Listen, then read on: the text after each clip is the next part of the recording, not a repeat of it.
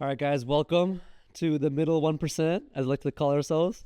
The middle 1%, episode 1. Episode 1, a very interesting episode, I think, because we're having a little bit of a political turmoil right now in Canada. Elections are coming up, I think in exactly 1 month, right? Yeah, in 1 month. So I thought we'd bring some time to talk about it. And by no means are we experts on the topic. I think we're pretty average Canadians, but we have a bit of, expertise in type of stuff. I don't know. No, and I think that's good. Okay, look, I was telling you how it's actually hard to follow a Canadian election. You really have to sniff through a lot of videos, see what people are saying. It's not like the US where for an entire year I was getting everybody's platform, even though I didn't want it on X. Everyone had a viewpoint. Everyone, there was although a lot of it was misinformation, but a lot of stuff was, there was a lot of media coverage. Social media and just like traditional media. Yeah, I agree. I think there's just so many more people there, so it's a lot more stuff you can tweet, a lot more people boost it, etc. So yeah, having two of us who basically don't know anything all the time, it's a good. We really represent that middle 1%. No. We don't know any. Okay, we know some stuff. Okay, we're fine. Introduce yourself. Okay, my name's Raf. I'm an engineer, mechanical engineer by experience and education. I did my undergrad at the University of Alberta, and after I finished it, I decided I really wanted to do something more towards research, something nuanced. So I continued at the University of Alberta and did my master's in mechanical engineering, and I did a lot of stuff in fluid mechanics and aerodynamics. Then I worked for a few years as a consulting engineer, did a few really cool projects, and I got this unique opportunity to work and do my PhD at the same time. So I came all the way to Ontario, where I'm actually from originally, right? And I've been at UWaterloo ever since, doing my PhD, mainly in rotor aerodynamics, focusing on wind turbines. But the physics is very similar to helicopters, propellers. Yeah, just a lot of rotation-based aerodynamic systems. That's kind of my unique, experience. PN. As a PN as well. He's not just some bullshit guy. You guys know me, most likely by Omar Kazmi. I'm a videographer and graphic designer, also an amateur boxer. Some people don't know that. Even though I have one loss on my record, I'm still there. So we're still moving. Sorry, this is the fight where the guy broke your nose and then you lost. No, man, I had a broken nose. I didn't know I fought, and then it was bad. But it was still a good fight. It was a good fight. Watch my clips online. I just remember you crying about having a broken nose. Listen, man. How many points, sorry? Or it was round 2 loss? Listen, man, it was a split decision. Split decision means that one judge voted for me, 2 judges voted the other guy. Good fight, though. Sorry, I'm hearing... Regardless, I can take any one of you. So you guys want to chit-chat? Come. You want to chit-chat my comments? I'll take you to. Antagonize our first viewers. These guys are are basically our platform. And by the way, wasn't it a TKO or something? No, man. It was a decision loss. Anyway, continuing. Our episode's about politics because no one knows what's going on. We don't know what's going on. We're going to discuss each person's platform, the pros and cons of each. Mr. Sellout Singh. Okay, sure. You know what? No, I'm gonna, there's gonna be dirt towards everyone. Sellout Singh, obviously, still my dog. I'm not gonna call that. You know what? Okay, I'm not gonna say I'm unbiased. There's definitely... We both have biases. No, I definitely have a bias and leaning towards a side of politics, but I'm gonna let people decide. And I do too. So again, we're shit talking Jed Meat. We're shit talking Pierre. Shit talking Mark Carney. Based on your social media record, though, it's really easy to see what side you are. What's funny is mine, because mine, right? People would be, at first glance, if someone opened up my YouTube or opened up my X for the last, they'd be like, "Oh, I think this person is this," but why are you exposing yourself? I'm just saying that's not true though. It's not an accurate representation. It's not. It's definitely not. So, and you might not know where I'm from. I'm voting for either, but that's not the point. The point is to see what everyone's talking about, kind of navigate through the political climate right now because it is very difficult. As he was saying, a lot of misinformation out there. Just two guys didn't chat about it. What did we say before this podcast? We said we used to have the age of information. We're now in the age of misinformation. The age of misinformation, folks. Thank you. Shout out to Elon for that, by the way. I mean, he also didn't do the fact checker on Twitter. Have you used Grok? No, I haven't. Just try Grok, okay? And tell me, whoever... Okay, so if...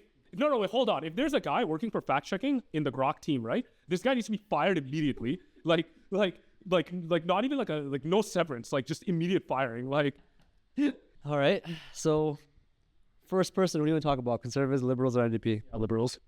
Because they've been in power for 10 years. So, we'll start there. Thoughts? Well, I mean, okay, 2024.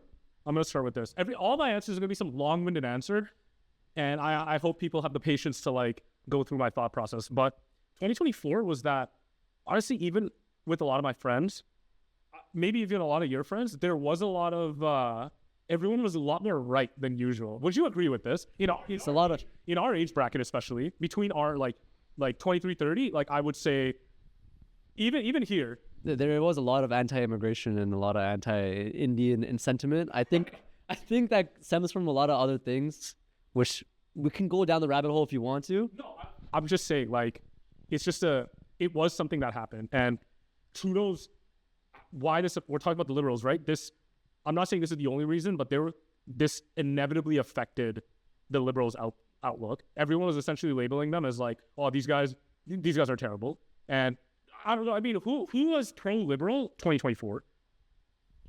I don't know. Nobody knows. Anyone we talked to, like, because They would honestly went to either to NDP or they went to the conservative side. yeah, and the problem with the NDP is there's this like looming like issue that your vote's getting burnt. No, but seriously, your riding might win. No, don't get me wrong. The Edmonton ridings, there's a few. But they were the official opposition a couple years ago. Man, they were the official opposition when Leighton carried them. He was a hero. You know what I mean? For that. They were opposition for a couple times. That's why they joined together as well. No, they didn't. No. The Liberals and the Conservatives, NDP joined together. This past term, there was a minority government, and they joined together to create a majority government. No, but the NDP had third amount. No, actually fourth amount of seats. I'm pretty sure the Bloc had more seats than. No, I'm pretty sure. Search it up right now. In fact, look at the distribution. I'm pretty sure the Bloc has either very close or more seats than the seat distribution. Are you looking at like a Honda CRV? Like, come on, Omer. This is why we need a Jamie on this podcast. Bloc Québécois, 33. New Democrat, 24. What am I talking? I told you. Looks like I do know something about politics after all. Although they're like, no, but seriously though, I'm just, it's. Yeah. Pretty great. Come on, man. Fourth? Like, so you're telling me the entire country voted less for NDP than rural Quebec did for Bloc? Because how many? I don't think Montreal is that much has that many seats in Bloc. So no, I just want to understand. Like, now I know what you're about to say. You're going to say the Liberals stole their votes or whatever, right? Like, I know where this is going, but I just want you to. And that's the argument, though, shouldn't it be? It's an electoral reform question. Should the vote be to a party and not an MP? I mean, it's true. Okay, you know what? I have a really good example about this. Okay, if you look at my riding right now, Kitchener Central. Okay, I'll be really honest with you. In general, I wouldn't just go out or Canadians in general would never just vote for Green Party. No one would do this. It's just because like their party's very small and yeah, they have this one big agenda on the environment, but like they're not very vocal on like their other, or even if they are, nobody really knows what they're like. Would you be able to tell me like what the Green Party's like foreign policy is? No, but you know what I mean? Like we don't know, right? So, but in my riding, Mike Morris, Green Party seat, because him as an individual, he represents the community pretty well, I will say. Like, and this isn't, I'm not like a pro-Green Party, like, it's not like I'm signed up for their thing or whatever, right? But like, sounds like it. No, but I'm just saying, like, the guy himself is a good guy and he represents his community pretty decently, right? And so in a context like that, should he win his seat despite his what do you think? Like, yeah, because he represents the community. It's an MP for that specific community. It's not about an MP for voting for a prime minister. I think it's different. Yeah, and you know, there's actually a clip of, I think you sent it to me, where he was in the House of Commons talking about how, hey, I was promised faster GO train times all day from Kitchener to Union. What the heck is going on? Like, is this going to happen or what? Right? So, like, but I guess then comes the question: if the MPs are voted based on their individual platforms for that community, why is there a party associated? Why is everyone not independent? That's exactly what my problem is with it, though. Like, why is it the same if I vote in an MP for my city or my region or whatever, and it's the same as voting for the prime minister of my country? It's a federal thing versus a municipal thing. And here's the thing, like, what happens is, I'm just gonna give an example right now. Let's say, I'll be fair. Let's say you really like Pierre, and you want the Conservatives to win. You're like, you know what? Regardless of anything, 10 years a party has been in power. I'm uncomfortable having a party in power for 15 years straight. It's time to switch things around. I want to vote. I want to vote Conservative and have that party out there. Okay, let's say this is your position, and the Conservative running in your district, let's say, you're just like, I can't get behind this guy for whatever reason. Like, you just think the guy's like either uneducated or he has no idea what he's doing, right? And you're like, you know what? The NDP guy or the Liberal guy, or maybe even, I don't know, some independent guy is like way better. Everybody knows him. What do? Do you vote for that person? But then you know you're essentially voting into the party that you don't want. Like, what do you do in that situation? And you know what? So for you, like, has this ever happened for you actually? Yeah, this is the problem I have with the current system, the current structure that we have. Maybe, like, I understand the MPs kind of like are in parliament helping vote on things, right? That's what you're voting for.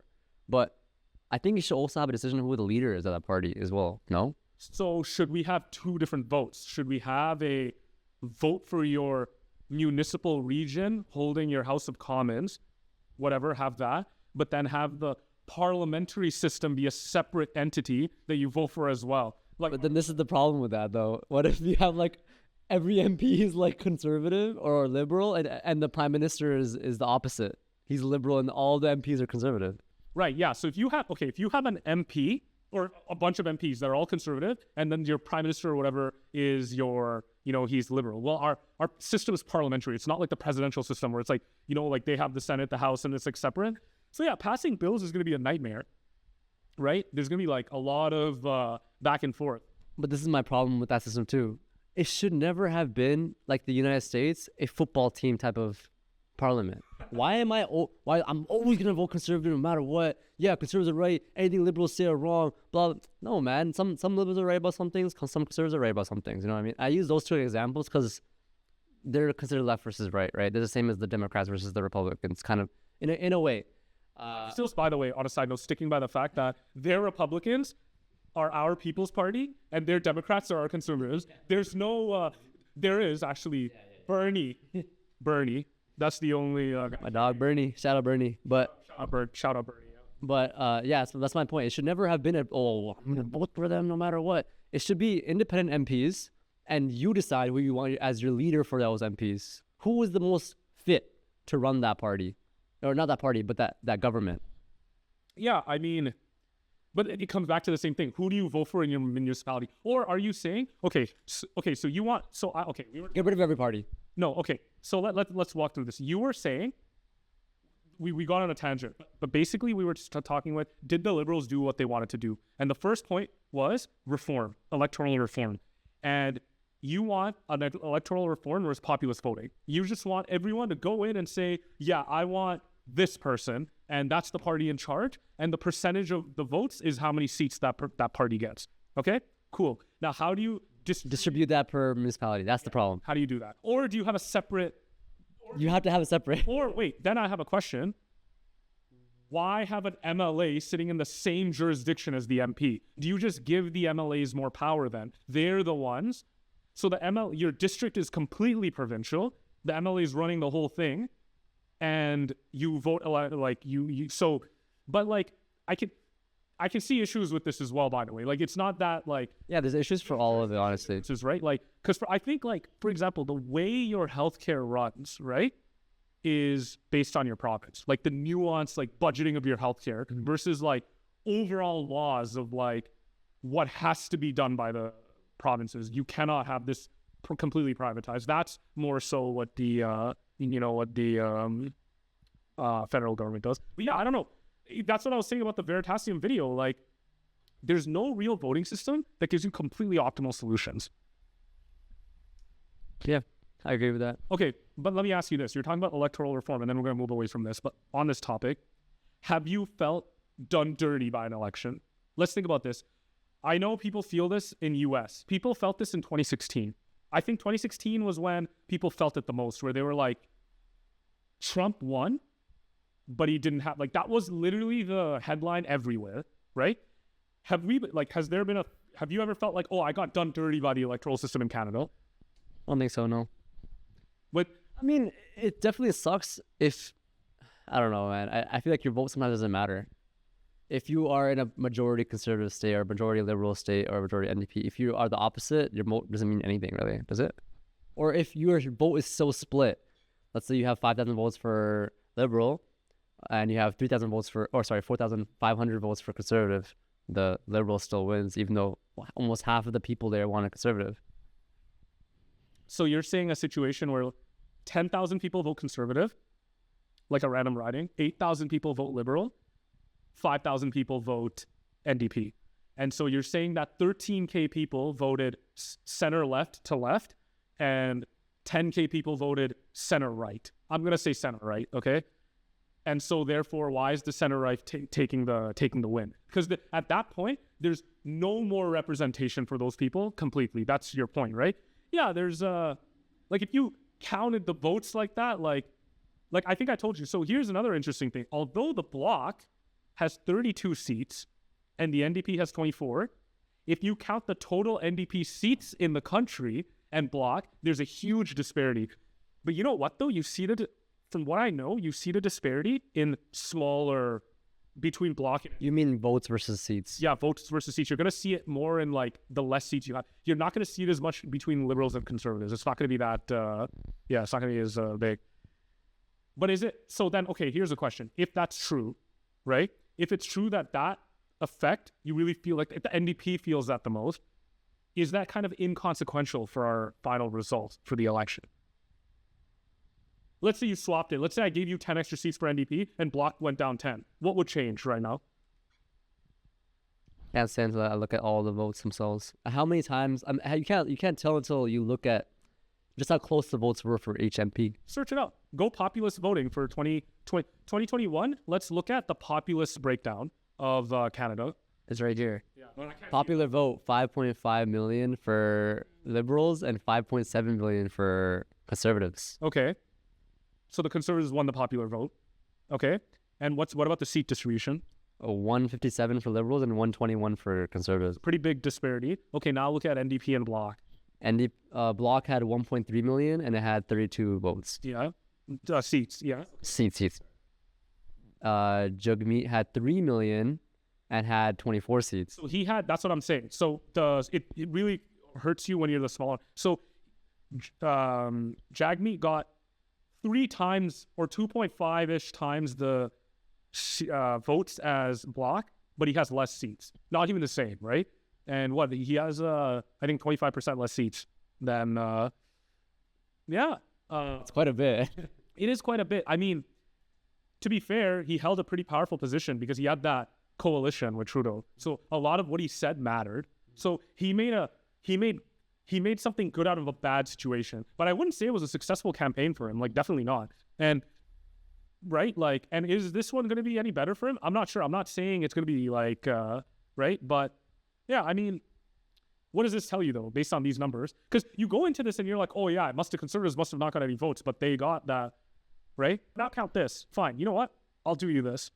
How much is liberals? How many what? 5.5 million? Yeah. Add that with NDP. How much is NDP? 3. 8.5. So 8.5 was It's left, center, left. Liberal NDP combined, and Conservative was 5.7. So once the coalition was created, I'm not saying I was a fan or not of the coalition, but from the votes, once the coalition was created, that scenario was justified by the populist vote. Would you agree with this? Yeah, it was. Okay.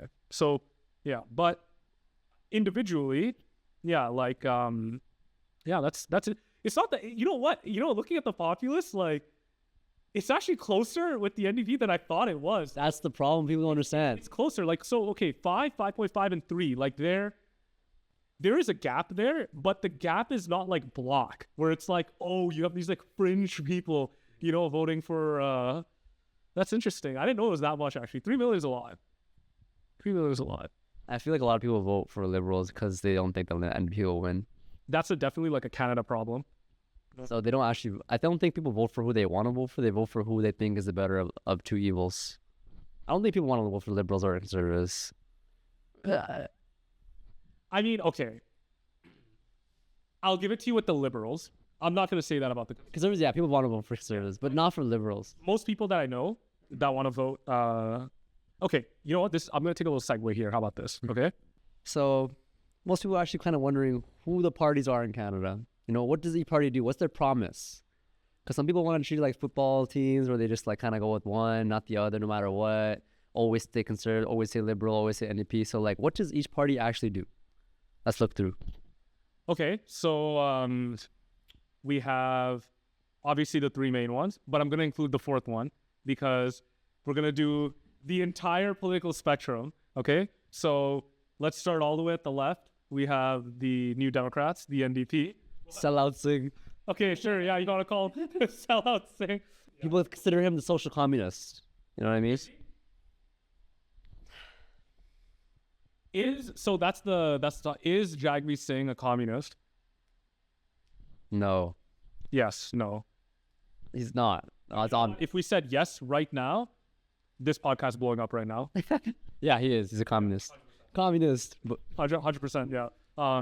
Okay, so what are his promises if he gets elected? Let's look through. Okay.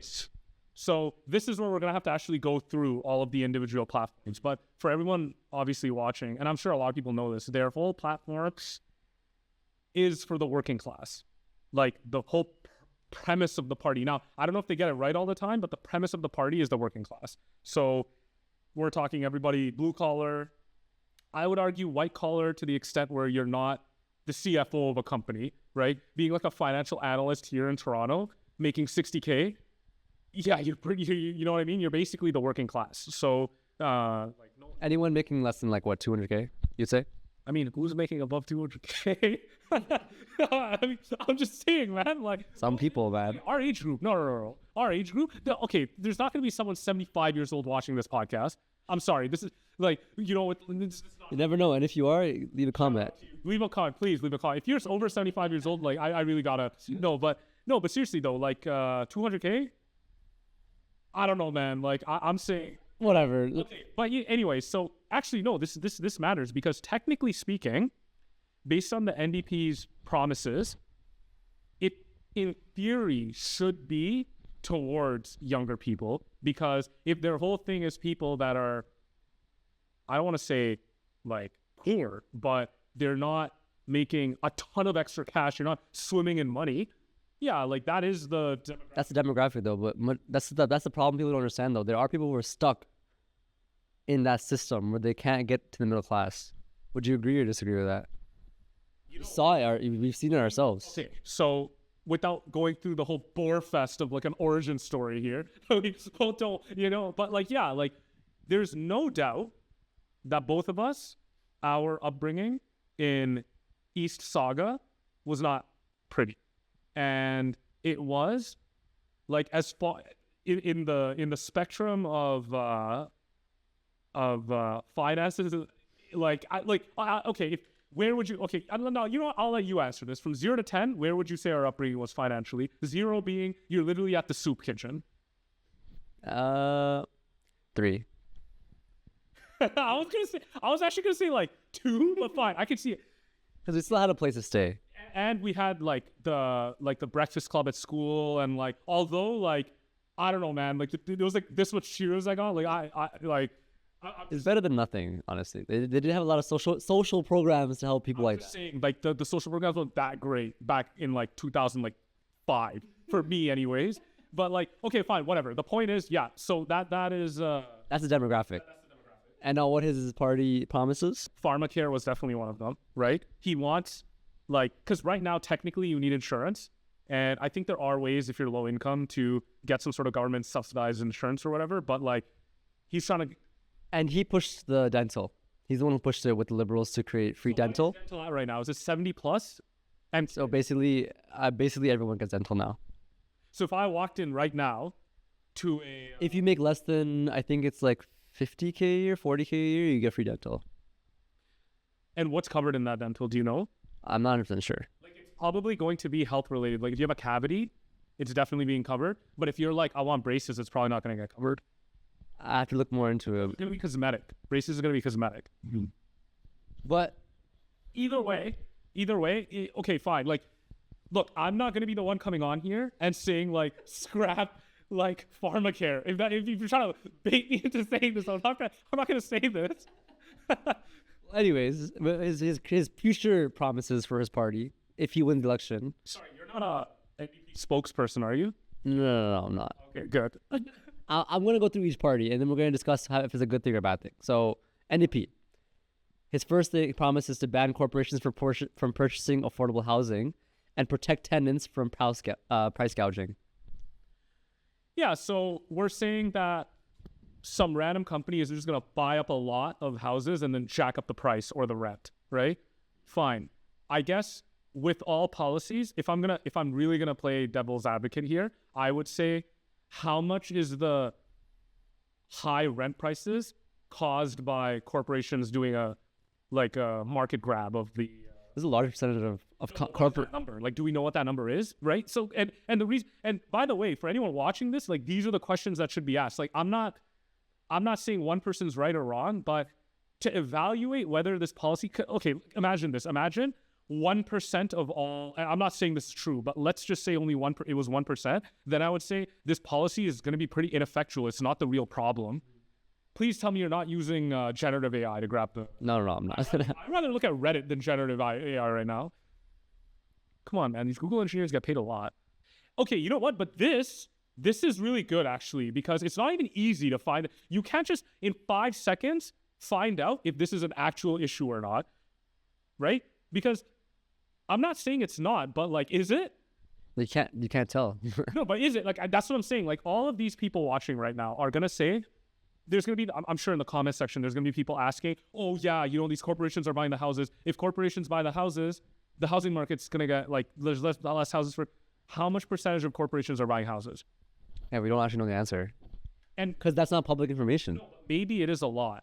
I'm not saying it's not. I think the problem is that people are going to be like, there's not, and the people are going to say there are. But and it's actually. And it's all hearsay. No, but here's the thing, because if it's not, we need a legitimate, and like, I'm not saying everyone in the NDP is dumb. I'm not saying this in any way. So if that's their platform, one must assume that it is a problem. But for all political parties in today's age of misinformation, I feel like they feed you what you want to hear, not what's actually going to be effective policy, right? And so maybe there's a lot of people that are like, they're sold on the fact that corporations are buying out houses. And so the party's like, we're going to get rid of these. We're going to stop this. But what I care about is, okay, if this is legitimately an issue, yes. Bring out the statistics for it. Yeah, I just want to know, and if it's only 1%, then can you focus on a different issue that actually is the problem? Like, that's all I'm asking for. I agree. So next promise, mandate all government to only purchase Canadian-made vehicles and ensure money given to auto industries are not taking their auto plants out of the country. So the money that they do give the auto industries, they can't just freaking sell it to China and make the auto industry there. Especially like the Toyota plant in Cambridge, or what is Acton is the Honda plant. They want these companies to manufacture the vehicles in Canada. They can be a foreign company, but their operations must include manufacturing. But can there be a company that only does sales in Canada? Is that possible? Like, I'm trying to understand, like, what do you mean? Like, so, I don't know, let's say Kia or some other company, like, I don't know if they have manufacturing here, but like, let's say there's a company that doesn't have manufacturing in Canada. Are they still allowed to sell their cars in Canada? I think it depends where it comes from. If it comes from the US, it's going to tariff, right? Yeah, okay, but I'm saying if it comes from South Korea, are they saying if you want to sell this car in Canada, make the plant here, build it here, and then you're allowed to sell it, but you can't import it on a ship and sell it? Is that what they're trying to say? Just so I understand. I think that's what I'm not sure. Again, I have to be more clear about what they like. Do it again. Like, It says mandate all government to purchase only Canadian-made vehicles and ensure the money that they give to auto industries here are only building their cars here. okay, so if the mandate is only Canadian-built vehicles, if the definition of built is manufactured here, then I'm assuming that means you want to sell like a BMW, there better be a BMW plant in Canada, or else what though? I don't know. Like, what are they going to do? They're going to tariff Germany, like for like Mercedes? No, I'm just wondering, and I think BMW has a plant in like South Carolina or some south like in US. So, yeah, I just again, what's the point of this policy? I think it's nationalism policy. No, but their whole point is to protect the working class. Okay, their whole thing is they want to protect the auto industry workers because if it's cheaper for Toyota right now to shut down the Cambridge plant and open a plant in Buffalo, and all the supply chains are pretty much the same and they save like 30%, then they're obviously going to do that. So by adding some sort of like extra costs for them to do it, you're forcing them to do that. Like, I don't know, again, like these trickle down, like sometimes the way the trickle down works isn't what you expect it to be. I don't know how good or bad this policy would be, for example. Obviously, Toyota is manufacturing in Canada because it helps them to some extent, right? I don't know if this helps or hurts them. You see what I mean? I don't know. What are your thoughts on this? I think they're just trying to say, like, if we give you money, you better not take your auto industry somewhere else. Well, what do they mean by if we give money? Like the consumers or the government? The government giving money. Why is the government giving Toyota money? So right now, same as the Liberal campaign, they want to invest in their auto industry here because of the fact that Trump is tariffing us. So they want to build the auto industry here. Okay, so to build an auto industry here, they're basically saying, hey, Toyota, it would cost $100 million to build another plant in Thunder Bay, Ontario. We'll pay the 50 mil of that plant to subsidize that plant so you can start operation here. Is that what they're trying to do? Exactly. And then later on, they can go and lead somewhere else. Yeah. Because once that Toyota still puts a bunch of money in, it's not easy just to shut the plant out and get the hell out, right? So, okay, I mean, yeah, it's a way of creating jobs. And forcing them to stay. Yeah, and it is true, like you are creating jobs to some extent, but again, like how does this affect the cost of your cars? I know there's already a tariff in place, which is already changing everything completely, right? But like, I think it would make it cheaper than buying it from America. What do you think? It would be disgusting right now, the next 5 years, but maybe in 10 years it'll be like cheaper. I mean, maybe the thing is, we don't have an auto company. So it's not, when we say we're saving the auto industry, we're basically saying, let's make it easier for external companies outside of Canada to operate in Canada and do more manufacturing here so that there's jobs associated with that in Canada, right? So yes, it solves the problem. There is a slight root cause problem that's not going away, which is we are reliant on other countries and their companies operating here, right? You really think if BMW had to shut a plant down, they're gonna shut down, I don't know, like Frankfurt or whatever, and keep like Thunder Bay open? Like I doubt it, right? Like so. Yeah, kind of a confusing one. We would need someone from the like again, like I mentioned, I'm an engineer, right? But even within the engineering, there's supply chain management, there's manufacturing, there's research. I'm more on the R&D side, so I don't know all of the ins and outs of all of the manufacturing going on. But this would be a really good question for someone who's in the auto industry right now, some sort of like, lead engineer at the factory and say, hey, what do you think about this, right? So, yeah. Yeah. Next one is he's going to cut taxes by allowing 19.5K tax-free income for Canadians and GST cut from basic needs. So baby stuff. Heating, internet, like he did this past couple months from... You mean the one where food didn't have GST, PST, or whatever on it? So he's saying, sorry, what is... cut taxes by allowing 19.5K tax-free income for Canadians. 19.5K tax-free? Okay, so again, this, for what his party's trying to do, this makes sense. He's basically saying young couples, young families that are having kids, you're subsidizing something for them. My question would be, dollar value wise, what is the total amount of money someone's going to save off of this? Because if someone says, oh, nice, I got to save $300 a year, I know every dollar counts, but like if you're going to be platforming huge policies, they should be making like Huge impact. Yeah, I mean, like, let's Next, yeah, sure. Wait, one more. Let's do one more. Last one.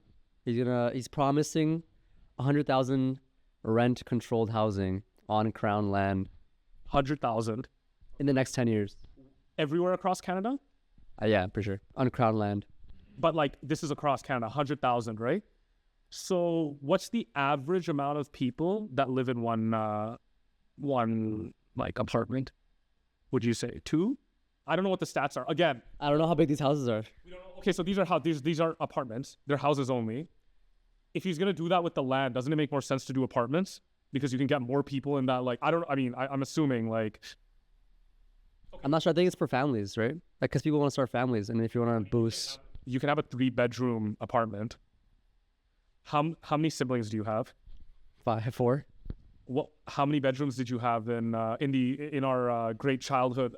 3. Yeah, okay. So I'm not saying that's great, but people do it, right? I'm not saying do that, but I don't know how big the houses are going to be, or if they're going to be apartments or whatever. But he's promising some sort of housing. So look, again, surface level, great policy.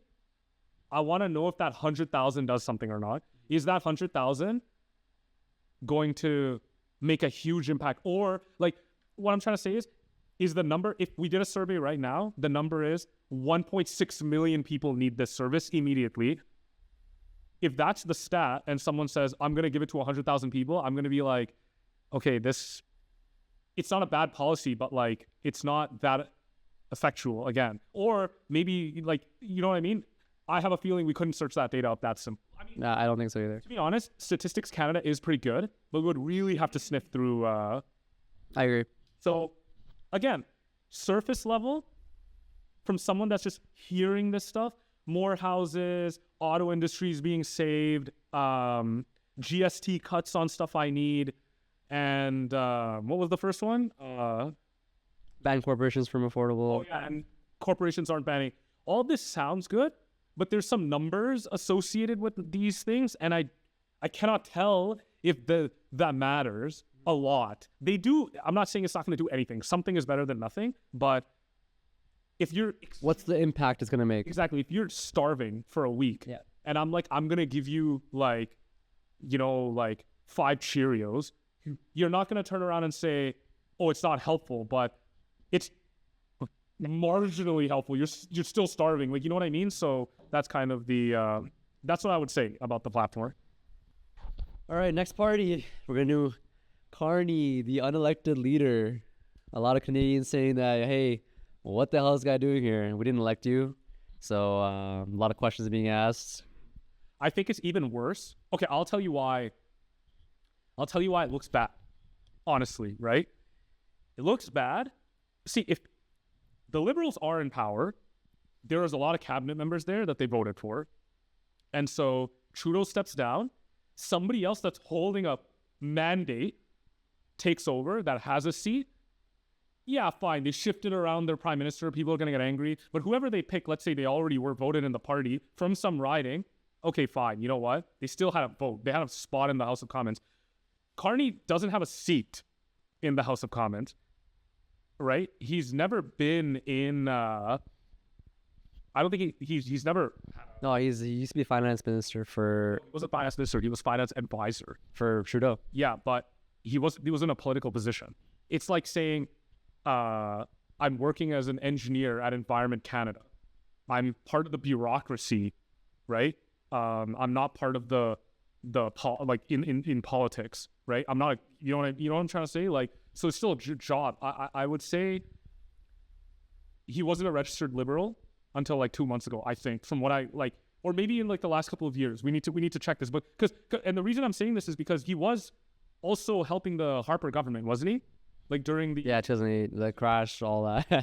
No, but like, I mean, like, that's what I'm saying. He's not political. He's an apolitical guy who was like, all right, there's a government in power. I'm good at finance, so I'm going to help out. I don't think that's why. I think the liberals now, I mean, we can get into this later, but the liberals now are what the conservatives used to be, or what the progressive conservatives should have been. So you think the liberals are more right than before?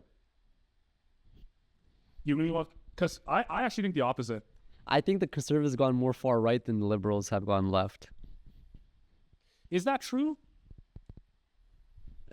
I think they're becoming more the Republicans than the conservatives. You know what I'm trying to say? Like they changed their name to the progressive conservatives. No, but come on, this is semantics. Okay, wait, hold on. We're talking about the liberals. We'll get to the conservatives in a second. The liberals under Trudeau, I think, are more left than the liberals of the 90s. Yeah. Agreed? Yeah, I agree. And the liberals right now with Carney are trying to get right voters. The way they've set up right now, would you agree that if you're on the left, Carney isn't someone that you're like, oh, I've been waiting for this.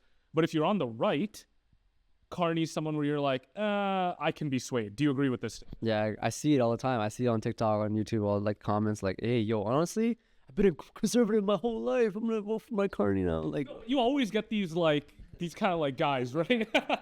we know some of these guys, but like, yeah, but that's the thing. Like, I just find it interesting, right? The liberals with Trudeau, with Trump coming in, were toast. Like the writing was on the wall. Pierre's eating apples in every interview. I don't know if you saw that. No, but seriously, like this guy, like it was working. Like what was it like? Axe the boots or whatever, axe the tax, like you know, like yeah, axe the carbon tax. Like axe the... What was the first thing that Mark Carney did when he got into power? No, but wait, he had all these like slogans and stuff, and his whole thing was like Trudeau sucks, and we can't have him, right? And the right was so bad that the liberals like, yeah, he's right. Pierre, you know what? If anyone followed Pierre's his advice, it was the Liberal Party. They're like, you know what? He's right. Right? No, but think about it. That's like right before the election, essentially he got canned. But okay, with Carney, they're trying to move it to that center. This is my opinion. Again, I could be wrong, but it's just the way they have some like. Okay, let me ask you this. What has Carney said that's super progressive? I couldn't tell you. I'm going to honestly mention this. Has he talked about, for example, Ukraine? And not that I saw. Again, this is like, we're busy people. I haven't been following. Has he talked about Gaza? I saw a thing about he sent money to Gaza. Oh, he sent some money to Gaza? He mentioned a pro-Palestinian. He didn't mention pro-Palestinian or, I heard he's Israeli, like pro-Israel. But he's not Israeli. Sorry, he's pro-Israel. It's pro-Israel, yeah. Okay, so, but like, there's pro-Israel, and then there's let's wipe out Gaza. Like, what camp is it? No, I know. Like, I shouldn't even be laughing when I say this, but like, seriously though, what camp is it? Like, he. I don't think he's the obliterate Gaza. Because, yeah, like, what's going on over there? Like this, I find it shocking. If we have a center party even in Canada that's, yeah, we got to obliterate Gaza. Like, there's just no, like, for me, like, this is like I don't understand how you can have this platform. It's just impossible. So you're saying, but so he doesn't say anything. He sent $5 to Gaza. That's what you're 300 million. That's a lot, actually. How much did the Trudeau government send? I'm not sure. I have to look it up. No, actually, search it up. I'm curious. Shout out to Gaza, by the way. Shout out for real. Free Palestine. For real, honestly. Way poor. So Trudeau sent 165 mil, and how much did we send to Israel? Yeah. No, I want to know. I want to know what, because this is the Liberal Party, right? It's gonna be the same guys running again. I want to know. Mike Carney, 10. What is this? 100 million? How many zeros? 100 million. Mark Carney gave 100 million to Palestinians in what? Like 3 weeks of being like interim prime minister, as you can call it. And the Trudeau government in 2024 gave 165. Really? So he matched 70% of the entire last year's in like, okay. Now, is that for the votes though? That's the thing, right? Like, is that for the votes?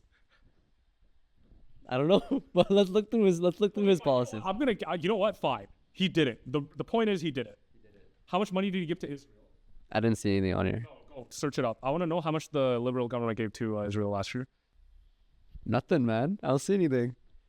We didn't give any money to Israel. I doubt it, but this is the problem again. They don't post these things. No, but what about the news articles? News articles. There's none. So you're saying we shouldn't have done a podcast? We should have been like journalists? Basically, yeah. Yeah. Okay. All right. I mean, this is a hot contested topic. Let's be real here. We have a huge population here in the GTA, right? Of a lot of immigrants, right? You know, funny enough, I've talked to a lot of people from Puerto Rico last time I was in the States, right? And you'll notice that Puerto Ricans, a lot of them have a similar type situation to what happened in Gaza. Like, you look at like the history of them, they don't get statehood, but then they don't get to be their own country. There's always foreign companies going there, billionaires buying out land. The people there are always like sometimes they don't have electricity. Like, they have a lot of issues. You know what I mean? They're not like Hawaii where it's like a full-blown state, everything's running smoothly or whatever, right?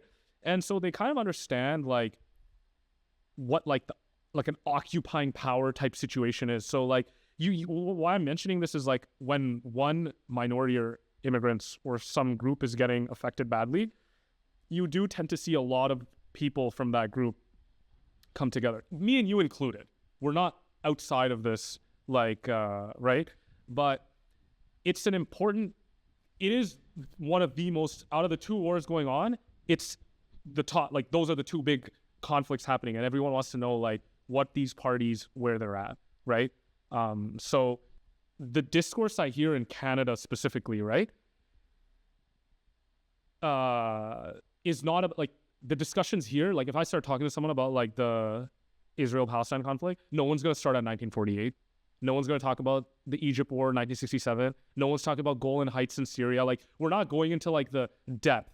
What people are talking about is there's a lot of casualties in Gaza right now, and the numbers are getting ridiculous. I don't care what source you look at, all the numbers are bad, right? Everything's 50K plus, 100K plus, right?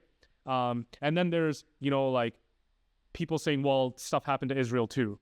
Fine, there's civilians that died there too. And again, like, that is the problem. Like, whatever vicious cycle has been created there, there's civilians dying. Right now, though, it's mainly the Palestinians just getting like wiped. But like, I'm just saying that there is, this is a huge issue. A lot of people, especially in our age group, is going to care about this as a platform. And I find it interesting that the Liberals aren't mentioning it as a platform point. That's all I'm going to say. We want, part of what we're going through this, it's the transparency, right? There's one thing to conceal stuff, and then there's another thing, just outright omission. I'm not even going to talk about an issue, right? But it is an issue. Someone needs to okay, so here's the thing. We're going to sit here, we're going to try to do this weekly, by the way, weekly episodes coming up. Do you think by the time 4 weeks into this, Carney will eventually say something about the Palestinians or about Gaza or about Israel? Like, is he ever, because honestly, he'll get votes either way. Like, there's people on both camps. I think with the pressure that's going on right now, yeah, they have to. People are swaying universities, protesting every day, every week about this issue. He has to say something. Anyway. Regardless, let's look at the policies that Carney is putting into place. Which, again, that was a good point, the Palestinian thing, because each party should speak about this, because the large people voting are going to want to hear about this. So it's easy votes, man. Like, just pick a side.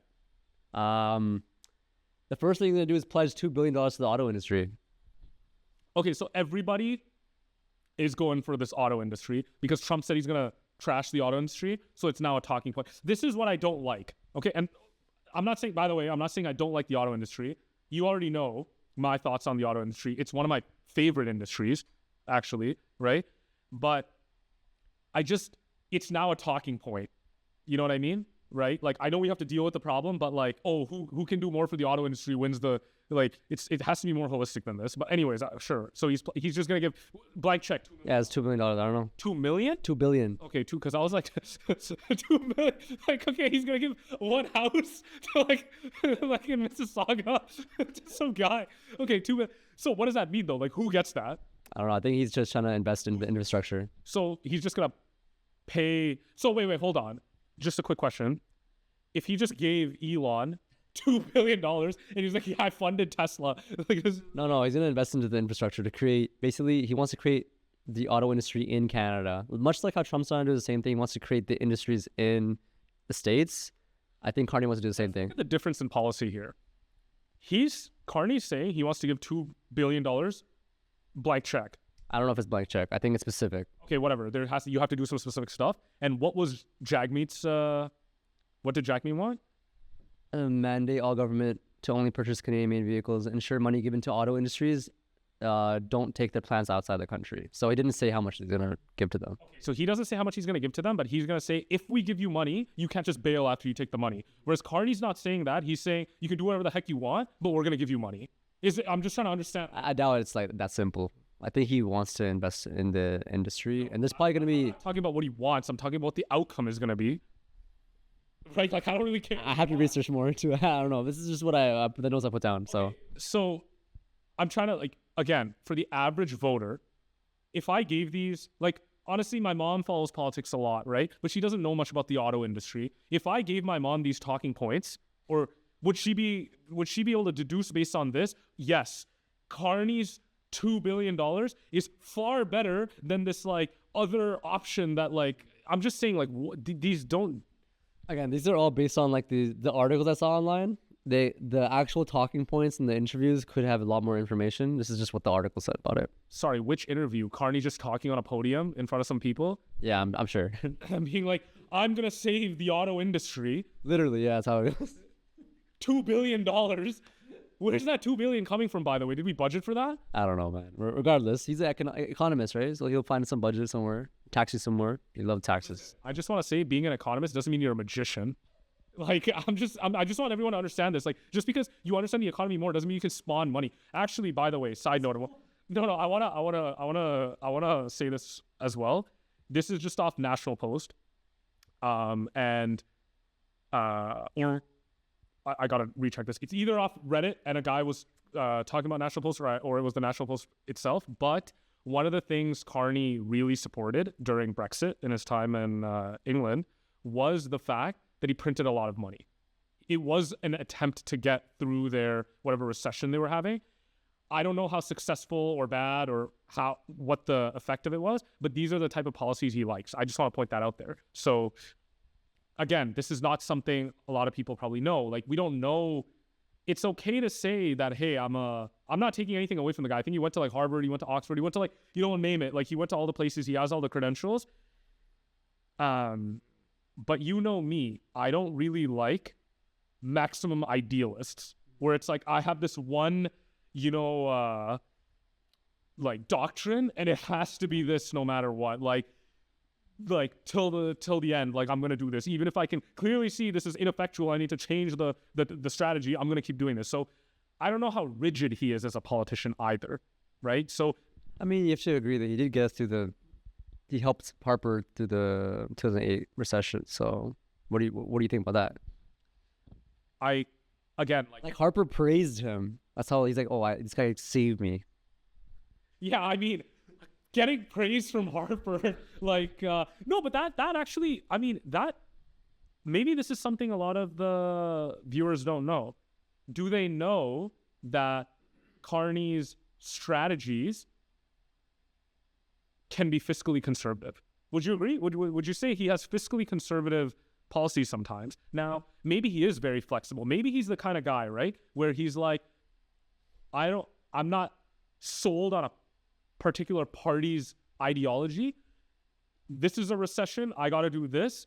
This is a situation where we have excess spending, I got to do this. This is a surplus budget, I got to do this. I just do what the economy requires. I don't hold any sort of like doctrine. I just do what, if that's the kind of guy you're looking at, then in a way that's good. You want this. You don't want a guy who has an idea that he's going to run no matter what, like, even if it's bad, right? Like, so if that's, I don't know, but if that's how he is, yeah, if he's like that, then that's good. It's not. Well, let's continue the next point. He wants to spend more on the Canadian Armed Forces. I mean, okay, here's the thing. We're at a trade war now with the U.S. Let's just be real here. We're having Trump, whether it's we know Trump, okay, and his talking points now is we're spending too much money defending Canada.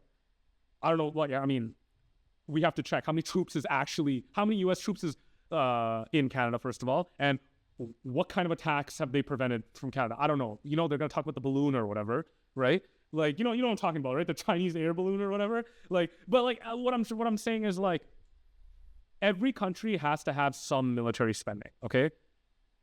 I would say, my biases aside, your biases aside, we've committed to what, 2% of our GDP to our for NATO. If we're not hitting that, we should be hitting it. I mean, do we want to be the kind of country where we say, hey, we're a part of this alliance, we agree to these terms, and then we fall short? So That's what he wants to do. He wants to meet his NATO targets. And that's something we agreed to. So either we continue to agree to it and actually do it, or we back out and say we don't want this term anymore. That's what I would say. Yeah, agree. The next point, tax cut of 1%. Just wait, on what? Sales? I think GST. So GST is going to go down to 4%? Let's search it up. He said 1% tax cut, but No, that's not what I'm saying. There's income tax, property tax, sales tax. You know, like, there's like 80 different types of taxes. Like, what tax is he cutting? I'm just curious. middle tax cut. Let's see. So a middle tax cut will save 2 income families of up to $825 per year, reducing marginal tax rate on the lowest tax bracket by 1%. $825 a year? So $60 a month?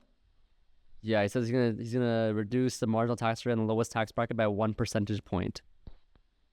$60 a month. No, I'm just trying to understand. Like, it. No, I'm just trying. No. Okay, listen. Let me tell you something. Okay, let's say you put up a car for sale, right? And give me a listing price. Me? Like my car for sale? Like 10K. And I come up to you, I'm like, hey, you want $800 for it? How would you take that? It's a disrespect. Yeah, or let's say, fine, a different, maybe that's not the best example. How about one where it's like, okay, you're really struggling, right? And I'm like a government program, and you haven't eaten for 3 days. So you come to me and you're like, hey, do you have some food? And I give you a samosa. How would you feel? I don't think it's the same, man. I think it's more like you're spending $10,000 on a car, and the guy's like, you know what? Instead of $10,000, 9.2K. No. It's not, no. It's not 9.2K. It's more like saying 9,950. Okay? Yeah. 50. Like the way that, because it's, you know, it's not like you're making 10K a year. It's like saying, all right, yo, you know what? The car's 10K. I'm going to give you a real steal here. I'm going to sell this for like 99.70. And you're like, what? Oh man, you really did me a solid right there. Again, I'm not trying to discredit the fact that there are probably families out there where, in all seriousness, $800 is going to make a difference. I'm not taking that away, but like, to me, like, if you're going to make a policy, like, at least make a substantial difference if you're going to make a policy. Because a policy like this, in my mind, this is what I think. I'm going to go on a little bit of a tangent. I feel like there's costs to implementing the policy. There's a lot of time that's going to go implementing this policy. You're going to do all this stuff to implement this policy. And at the very end, 2 years from now, you're going to save a few families $800. Like, if you're going to, like, it's the same amount of processing time, I'm assuming. All the effort, all this stuff that you're doing. Why wouldn't you make a bigger impact? This is the way I'm looking at it. Yeah, I agree. But maybe it just makes sense. Like, he can afford that, though. Last one. Modernize EI and get rid of GST on homes up to $1 million. Get rid of GST on homes. Isn't that also the conservatives' point? We'll get to that later. Okay. How much is the GST again? I mean, it does hurt you, right? It's quite a bit. It's quite a bit, but again, it's compounding. Nobody cares about GST on a home if your house is $200K as much. People care a lot about GST if your house is $1 million. So is the question, why is there GST on homes? Or the question, why the heck is the house $1 million? Are we dodging the actual problem by getting rid of the... That's the problem I have with all these parties. They give you solutions on problems that they can fix. Like, everything you've read right now, are these game changers? No, they're not. They're not getting rid of the root problem. No, that's what I'm saying. So I'm just saying, like, yeah, like, again, like, in fact, I'm gonna be honest, this entire liberal, like, I'm just saying, like, what's different? What's different than right now? I'm just trying to understand, like, what are they doing? So if you had to summarize this, $2 billion to the auto industry, tax cut by 1%, which I don't understand how, but you're saving $800. Sorry, the whole family is saving $800 a year, and military spending is going up, which doesn't really change our lives in any way whatsoever. GST cut on the house. Which we can't even afford a house. So it's a GST cut we're never going to see. But you know what, though? The guy that's flipping the house is going to be able to make a little bit more. That's true, right? The guy flipping the house? That is true, yeah. Yeah, okay. So, okay. All right. Conservative Party.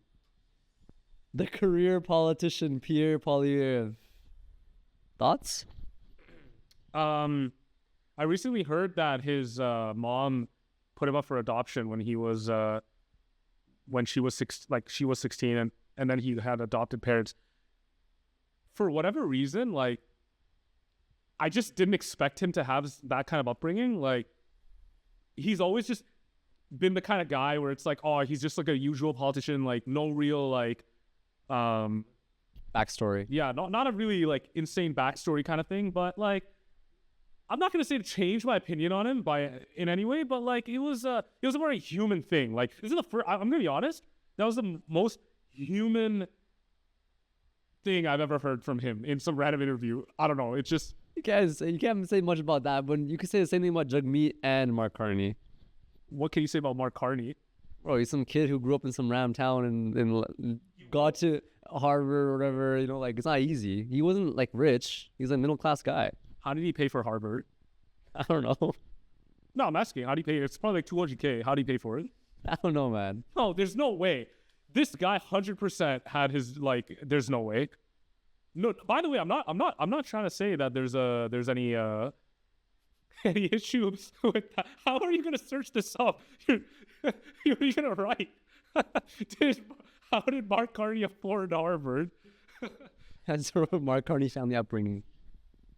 His father was a Liberal candidate for Edmonton South in the 1980 Canadian federal election, placing second. Okay, that's fine. They probably made a lot of money.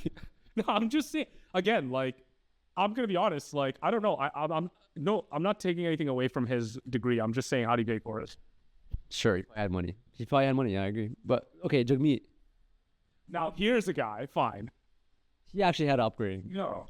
And he speaks about it really candidly. He took care of his brother when he was in university. A lot of, like, the stuff Jagmeet says, you and me can relate to either taking care of family or just dealing. There's a lot of stuff that you deal with when your parents are, like they just got to Canada and you're growing up in that. There's a lot of, like, very, like, unique things that you face, right? And I will say there are things that Jagmeet say that you, like, but again, like, I want to let that, and for everyone watching, that shouldn't be the reason you get swayed by when you're voting or whatnot. But, like, yeah, like, to some extent, like, I'm not going to say the origin story of someone doesn't affect me personally.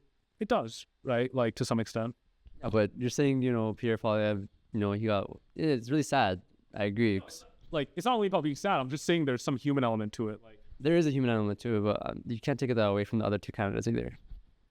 Except for Carney. When you say other two, I'm not taking that away from Jagmeet. I don't know why you think Carney, he's like, Peter Parker, he became Spider-Man, and like this is not some Peter Parker story. Like, okay, I agree with you. Fine, I won't give it to Carney, but Jagmeet's thing I think has it.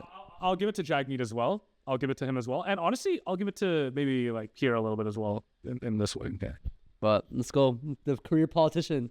Let's look through your policies. So, right off the bat, career politician. If you've never been in politics like Carney, you're definitely like, people are gonna throw mud at you. Oh, you don't know how to be elected official. You don't know how to do this. You're terrible. If you're like Trudeau, where your family's been connected to politics, but you were a teacher. You're a teacher. You still don't know anything. You only got here because your family got connected. If you're the guy that's actually been in politics the whole time, and that's your career, oh, you're just a politician, you don't know anything else, you have no experience else. Okay, so where does that leave you? No, I just think about it. Like, I'm about to go down this road too. I'm about to say he doesn't know, like, has he ever, like, people say, like, does he actually know what the average Canadian's going through? Does he understand, like, what it means to have a job, what it means to, how it feels to get laid off, right? But in the same breath, people are going to say, oh, does Carney know how to sit in the House of Commons, right? Like, yeah, you have to be very consistent when you talk about this type of things. But I'm not gonna say anything about Pierre. I think we should give him a fair chance. So that's yeah. I mean, listen, he's definitely gone through. Pierre was on fire in 2024, in general, when it comes to X.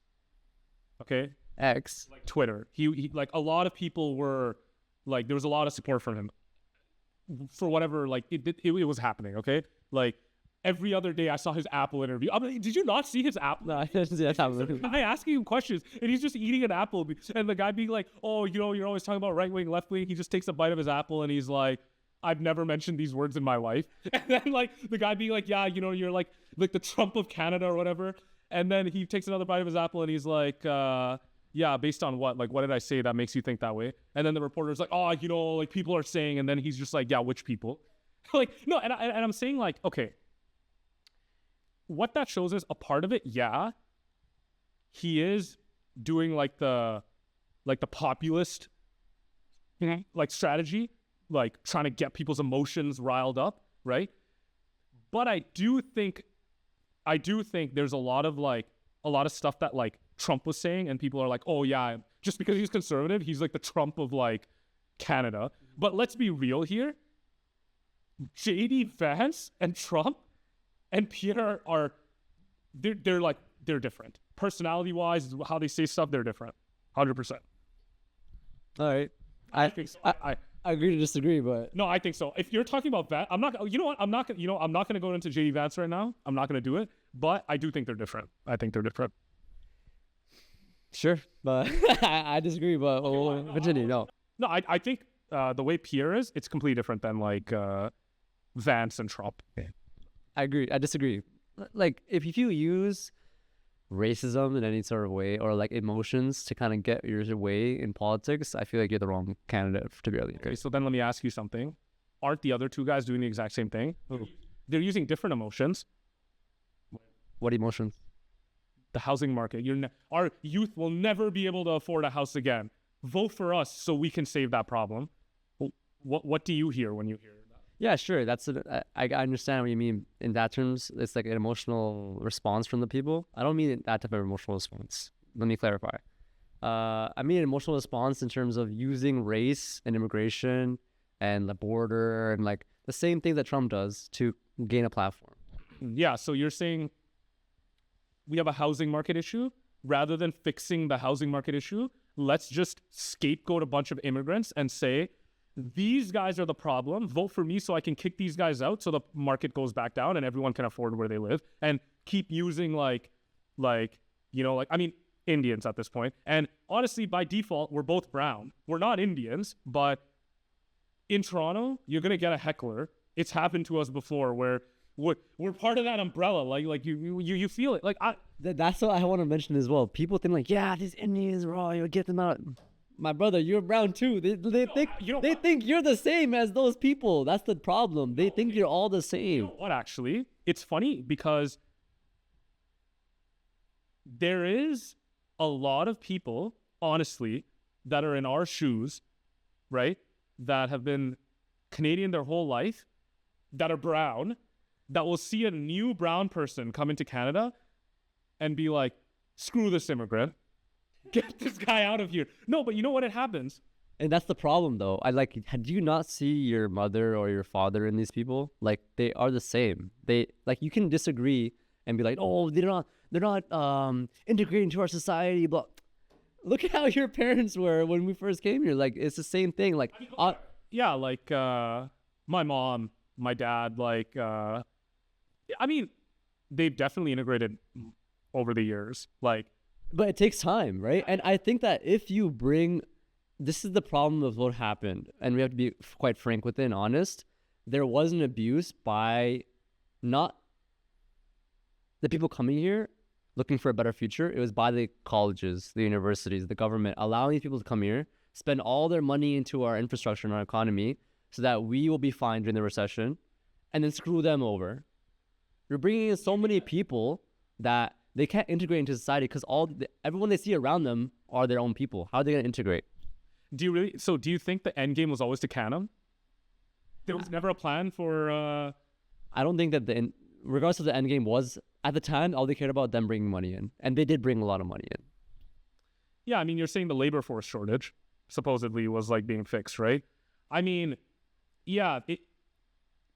Did they bring in too many? Maybe. You're asking me,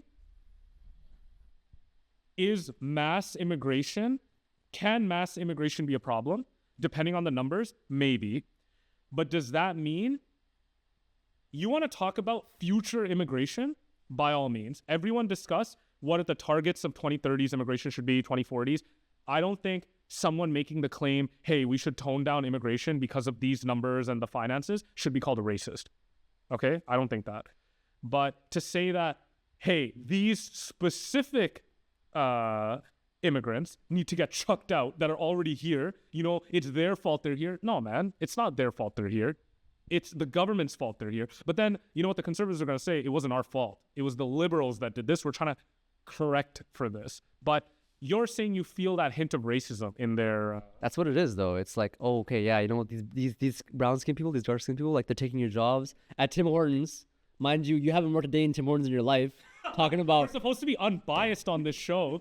I'm being unbiased. I'm telling you how straight. It's the fact that, yeah, they're taking your job at Tim Hortons. Your kid can't work there anymore, this and that. My brother, it's a problem with immigration. Yes, I agree. There are a lot of immigrants coming in, and that was the problem in the first place. However, you let these systems abuse the power to bring these people in, promise a future, now you're kicking them all out. I think it's unfair. You're using maybe 5 to 10% of these people, not even 10%, 5% of these people as the face of the entire population, which I think is the problem. If you bring 2 million people into your country and 5% of them are bad, right? It's a very small percentage. However, it's a large amount of people. What's 5% of 2 million? It's going to be over 100K. So it's a large amount of people. And obviously they're causing problems. No, but that's the thing. Okay, look. You're driving Uber. Rent is ridiculous.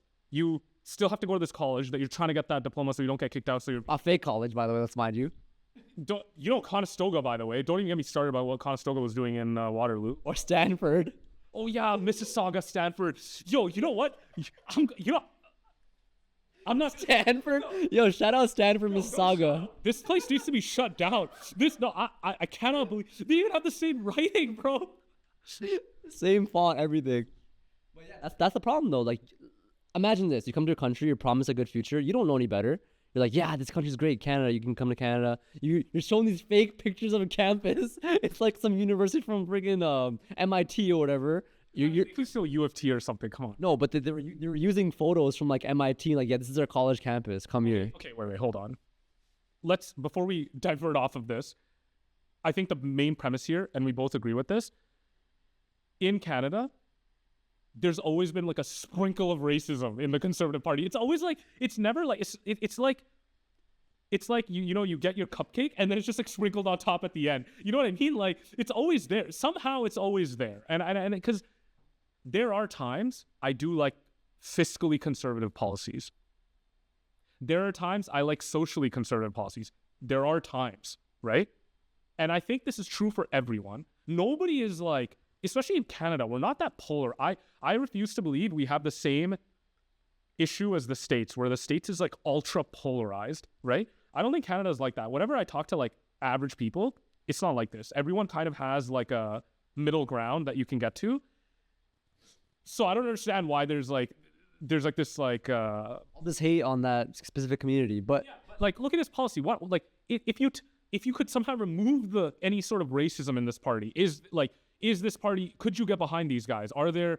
Okay, let's look at it. So the first one is pledged to get rid of GST on homes up to 1.3 instead of 1 that the Liberals did. He's doing 1.3 million. Again, I'm voting for two different parties and they're both like, hey, I'm going to give you a brownie. And the other guy's like, I'm going to give you the exact same brownie. And it's like, what? Okay. Next one, he's keeping dental, which he voted against for, by the way, that the Liberal and NDP party brought in. So this would be his way of getting center voters. Would you agree? Where Yeah, I agree. voter was like, I don't mind conservative fiscal policies. I don't want the same government for 10 years straight. But why get rid of dental? I do agree with this. Because, again, Canadians, how many Canadians have you met that are like, scrap the healthcare? I've met a lot of Canadians that said we have issues with our healthcare. Which is a provincial problem. Yes, but different provinces have slightly different issues. But again, like the usual issue you hear about is what? Wait times. There's a lot of there's user error. I've talked to a few friends about this. Like, why is people going for they have like a headache, they're like, or like a runny nose, they're going to the ER. Oh, it took me 15 hours. Well, yeah, like you had a runny nose. But again, there's also serious issues with the healthcare. I'm not saying there isn't. There's understaffed issues. I have a lot of friends that are nurses. Your sister, for example, when she was working I think she was working the mental health, right? I'm sure she was like getting completely, burnt out. Yeah, it's pretty tough. Underpaid, overworked. What can you do? At one point, I was in the hospital a couple of weeks ago. Yeah. I was sitting in the ER or whatever, waiting after, and then a nurse. I hear them talking on the phone. Hey, I've been trying to call the data center, the testing center for, I don't know what it is. They test your stuff. They send it to a specific place to get tested, see what the things are. There's no one there. There's no one working there. So they just couldn't get the lab. Yeah, and without the information, they can't do anything. Exactly, and there's no one there for 2 hours. Yeah, there's a supply chain issue. There's no doubt there's a supply chain management issue. Anyways, okay. Back to the point.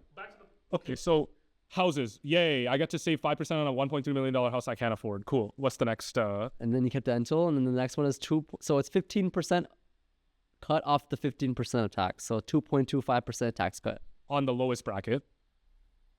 Yeah, I think so. So everybody, no matter what your income is going to get a 2.25% deduction on your income tax. I think so. Or a 2.25 tax cut on everything. Is it on everything? I think it's on the lowest bracket. There's no way he's doing a 2.25 across every bracket, because if he's doing that, right, that is going to be quite a bit of a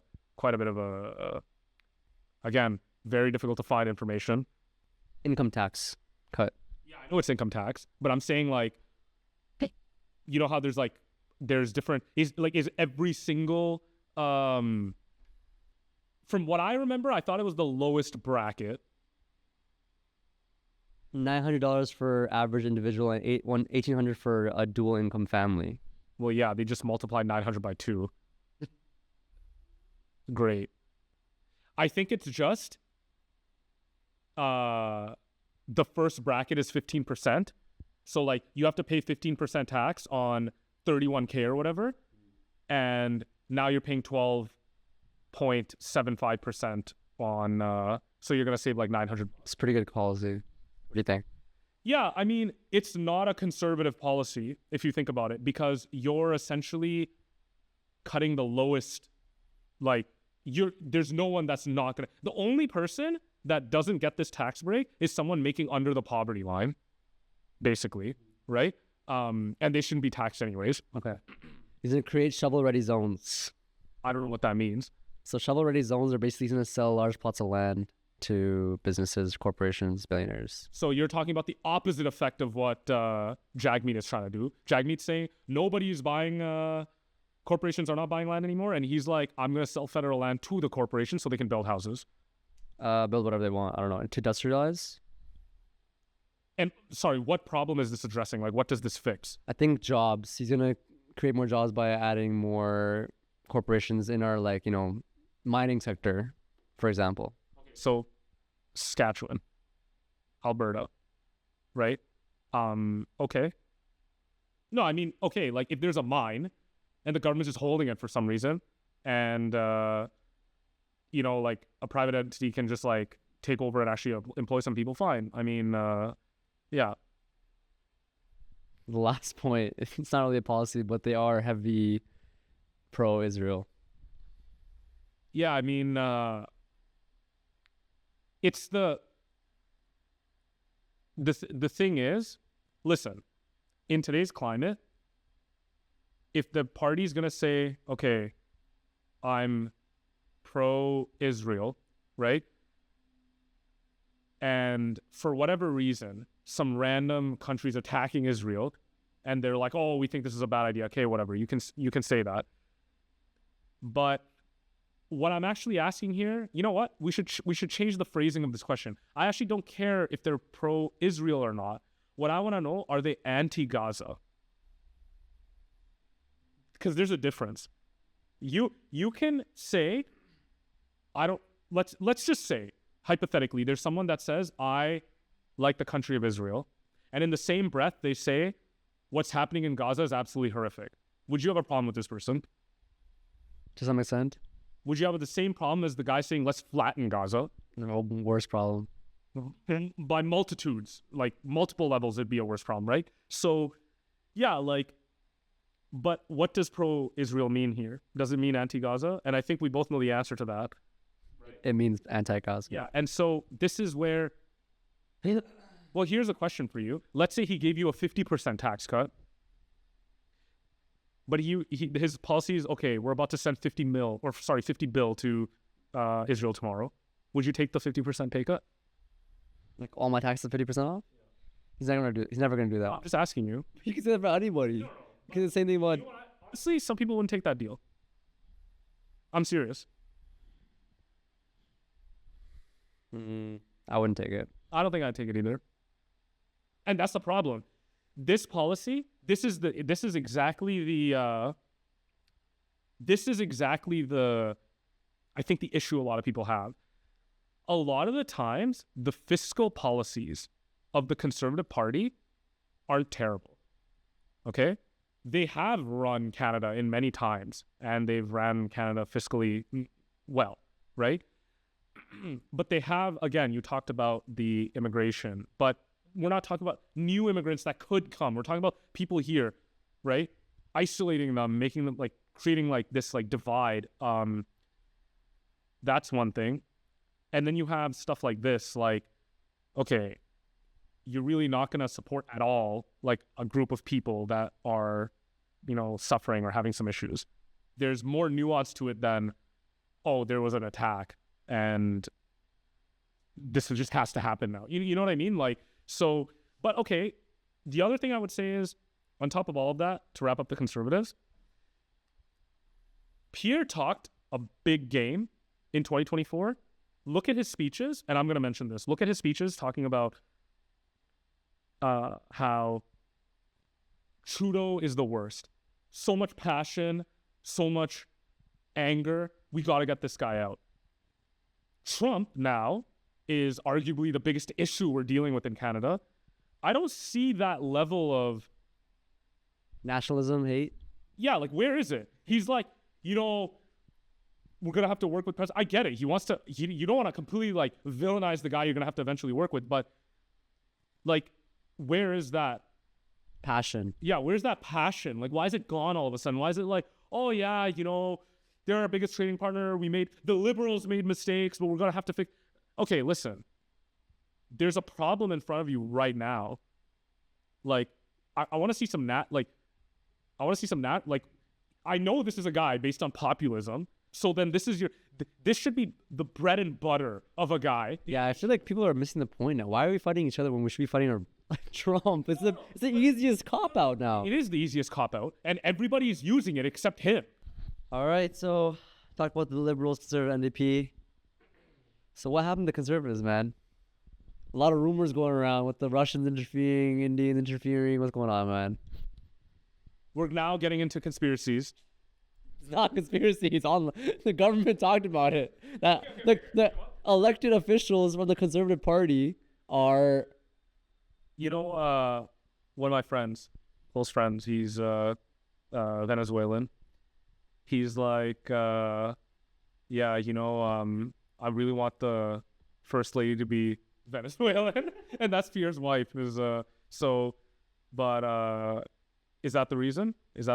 I don't know. Is that you're telling me that the reason he can't get security clearance is because of his Venezuela's wife? Asking the question, like, is that? I don't know. I'm trying to, like, connect some dots. He's never said anything about it. He said he has a security clearance already, but it was taken away from him after he, for some reason, a couple of years ago. This is when he was finance minister. Been under the Harper government. He has security clearance. He thinks it still stays 8 years later. Yes, for 5 years, right? No, it only stays until you leave or you change positions. Okay. Yeah. And you have to renew it or whatever. Yes. So sorry. He needs security clearance to actually read certain files and whatnot, and he can't get those. Because his own cabinet members are incriminated. And so... So what now? And they're really peddling it, right? And he's refusing to get it. Like, has he openly refused to get it? He doesn't say anything about it. Side note, by the way, have you heard about his whole thing about electricians? Sorry, I know I'm coming back to Pierre. I think he said this 2 or 3 times, when he's like, electricians harness electricity from lightning. Yeah, bro, he's so out of touch. Oh, wait, hold on. I just, like, we're talking like, you know, like straight lightning, like, you know, key on the kite, like getting me. He has no idea what the average Canadian does. Oh, that's my... We're converting, we have lightning rods, we're electricians. It's a pretty big deal that his own party's kind of incriminated in this with the Russians. Sorry, the security clearance. I know this, it's just been like a talking point. Every video I see, it's like, oh yeah, like this guy still is refusing to get his security clearance. The Liberals are going after him. But like, what I want to know is, can he actually get his security clearance? Is it a question he's not doing it? Or is it a question of he can't do it? Why can't he do it unless he's implicated? No, that's what I'm saying. If he can't do it, so then I would have a question. Does the Prime Minister have to have one? Yes. So what would you not? Okay, hold on. Wait, hold on. Let's say there's a huge scandal going on in your government. Let's say I'm working under you and I'm funneling money away to the Russian government, and you're like, you know what? I can't know anything about this. I can't get security clearance on this. Would people not be pissed off about this? Before I get pissed off, because I'm remaining unbiased in this interview, I'm just trying to understand. If he becomes the Prime Minister, there's no law forcing him to get this. It doesn't renounce his Prime Minister in any way. I think it does, because of the fact that Carney had to get rid of all of his conflict of interests. Okay, so if that's true, that someone who must have security clearance to be the Prime Minister, if he knew he could never get it, why would he run? Maybe he thinks he can get away with it once he's Prime Minister. How? Because he's the Prime Minister now? No, but then that means that the Prime Minister doesn't need it because they can easily just get... You know what I'm trying to say? Let's search it up. It's making it mean, like, what would you... Okay, forget about him. Why would the Conservative Party let a guy without security clearance run if they know he can never get it? We're not talking about James Bond, man. Like, this guy's not like, like some sort of like secret guy that nobody knows anything about his life. The Conservative Party must know what's going on with this.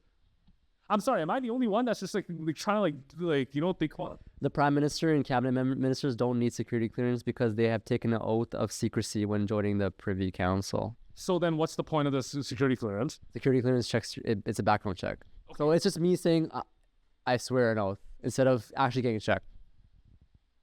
Okay. So that's bad. No, I mean, okay, so now I have another question. Has every single Prime Minister in the history of Canada had security clearance? I'm not sure. No, you know why I'm asking these questions, right? Everyone's peddling this. Again, like, maybe this is a huge deal, and it probably is. I'm just trying to understand,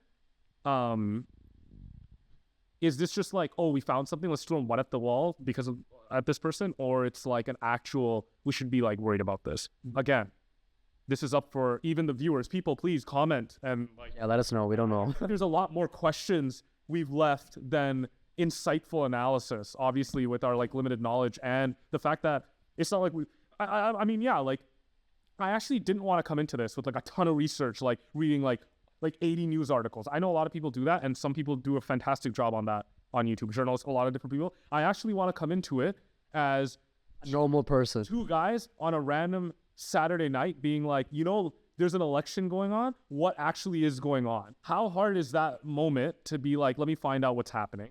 True. All right, next topic of discussion for the Conservatives as well. What happened with the Conservatives? Their nationalism. This is a huge thing. Oh my God, Daniela Smith. Do we start with That's your person, man. listen. Yes, you know what? Everyone should actually hear about this. I have a unique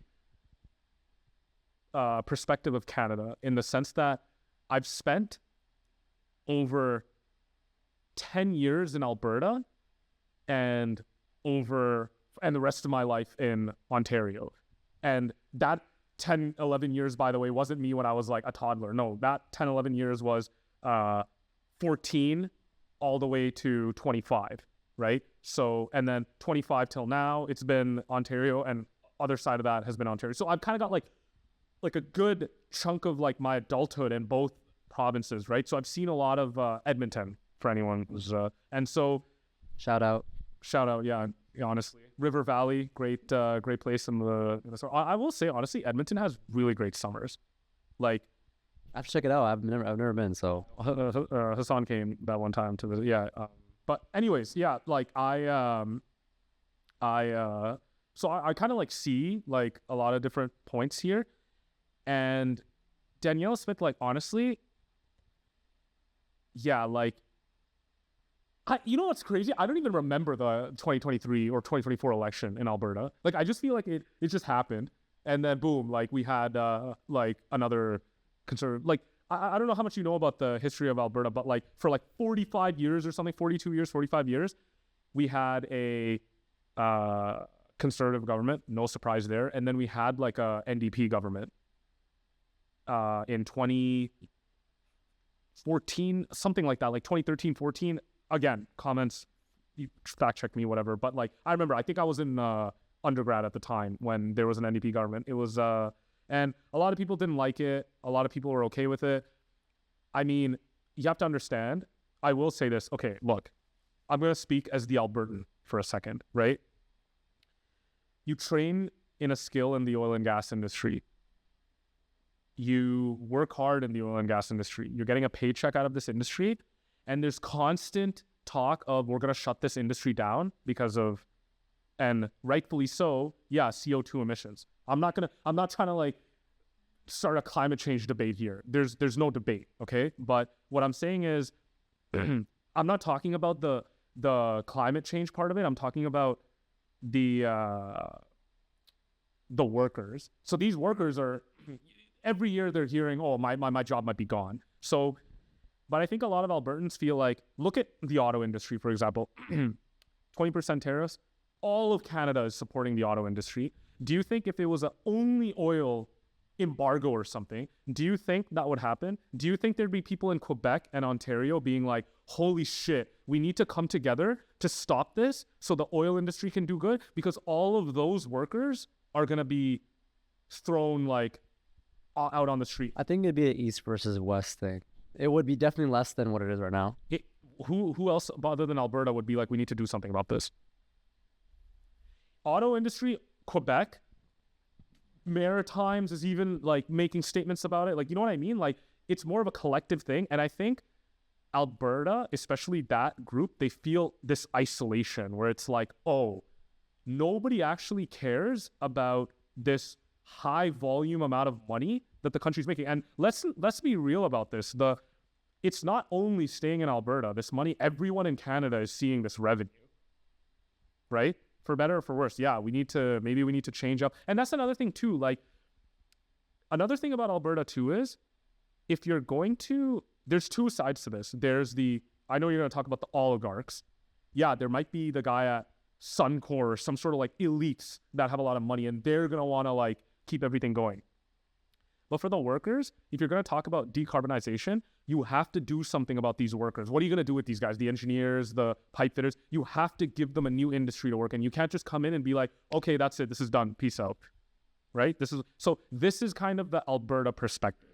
Okay? The Alberta perspective is, there's an industry here. It's making Canada a lot of money. And it's always like under the gun. For better or for worse. And we know the reasons. We understand, again, like we understand that there's a... So bring it back to Danielle Smith then. Okay.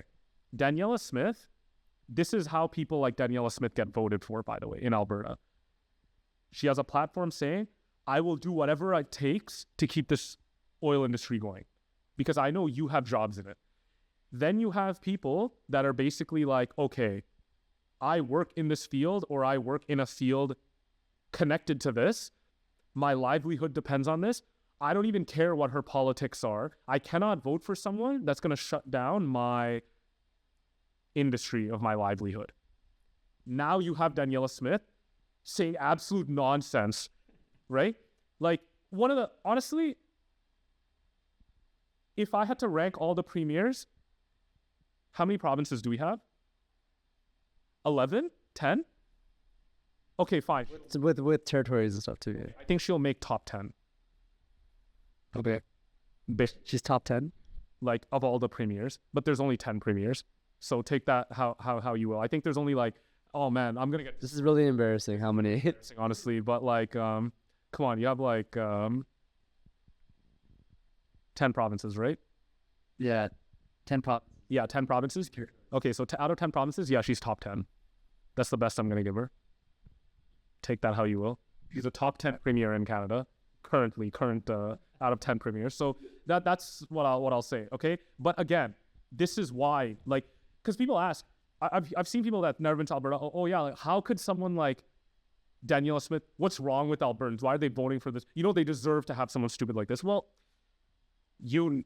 people are worried about their jobs, right? Think about this. While you had this housing crisis in Ontario and Vancouver, Alberta was kind of a safe haven for a while. Especially now, look at Calgary, it's kind of exploding and people are like, oh, not this here too, right? People don't, like, they thought they were kind of like protected from that. And so, yeah, this is where it comes from. It's just an industry thing. You need just one prime minister being like, listen, I may have like policies on decarbonization, but I have a plan to make sure that all the people working in this industry will be okay, and this is how I'm going to save them. If that was there, do you really think, other than the oligarchs, the common people, right, the pipe fitter has a new job for some other plant, cogen plant, whatever, something else is happening, and he's going to have a job? Does he really care about like the stock performance of Suncor? No. You know what I mean? Like, he doesn't care. Yeah, it's a great point. That's why people like Daniela Smith get elected, just, and then you find out who she really is. No, that's the problem. No, you always knew. But it was but there's hope for Alberta. There is hope for Alberta because I think the new NDP leader is the old Calgary mayor, Ninshi. And who was he also NDP at the time when he's new? Or he didn't have no mayor, right? And he was voted the best mayor. Calgarians love him. So it's like an instant win in Calgary. And I don't know if you know this either. In the province, all of Alberta is basically blue provincially, and then Edmonton, like almost every seat is NDP. In fact, there was an ongoing joke that you have to have a minister of Edmonton or something, but they didn't even have a seat in Edmonton, so they had to give it to some guy who was like 30 kilometers out of Edmonton or something to like, you know what I mean? Like, so Alberta is very interesting, very, very. Edmonton is like the Austin of, you know what I mean? So yeah, like that's why you have people like Danielle Smith. Yeah, again, top 10 premier. That's the problem with I want to bring it back to the oligarchs. I think if any of our political parties dealt with these oligarchs properly, you wouldn't have these problems you have right now, such as housing, grocery, heating, electricity, water, right? These prices, the rise in your household expenses, basically, right? You're letting these oligarchs come in and basically screw over Canadians, and you're gonna put a band-aid over it. Like, you know what? Yeah, $1.6 million in your house, you can get tax-free from government. Oh yeah, I mean, reading all of there was nothing on any of these platforms where you looked at it where you were like, holy crap, this is really gonna revolutionize Canada, right?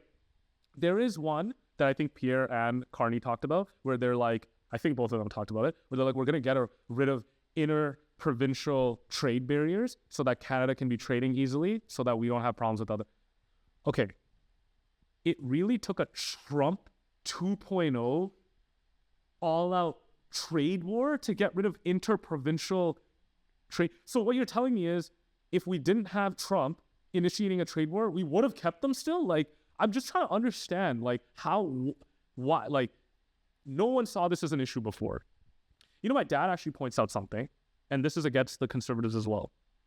My dad says Everyone's complaining about a pipeline between Alberta and BC. They're always saying no and all this stuff. And again, everyone on the chat and in the comments. Didn't it get built recently? No, but listen to this. I think it was like 2010 or 2009. You had a trifecta of conservatives. You had Harper in power, you had the conservatives in power in Alberta, and the conservatives in power in BC. You have 3 conservative governments and between 2 provinces and federally, and you have to build a pipeline, and they couldn't do it. I just want you to take that in. Why? But now it's always, oh, look at the NDP in BC, or look at the, how is that possible? It should all be on the same page.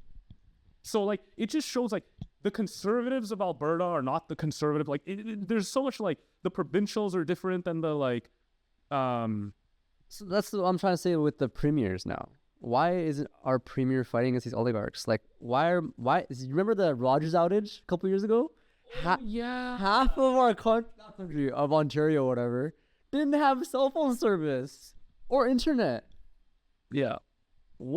How is that possible? One company controls that much? That's really dangerous. One company goes out, then what? What's going to happen? Telecommunications in Canada, there's literally no competition. There's 2, Bell and Rogers. And I think TELUS in West. Yeah, tell us, but it's really small. TELUS. No, we can't expose this. Okay. Yeah, but no, but I'm saying, like, it's been these 3 companies for like since I was a kid. So do something about it. That's my problem with the government right now. Why is it only Loblaws? Boy Singh, is he doing something about it? I mean, that's what his platform is always about. So, my boy Singh? I thought we don't have political affiliations on the show. I mean, you're being like, I've been very unbiased. Would you say? I've been pretty unbiased too. If I point out something wrong with them, I point out something wrong with them. I had the same problem with Jagmeet Singh. Okay, you're saying you're gonna do all this stuff. Where is the tax cuts? Where's the tax increase, right? That's what like. No, but yeah. I mean, yeah.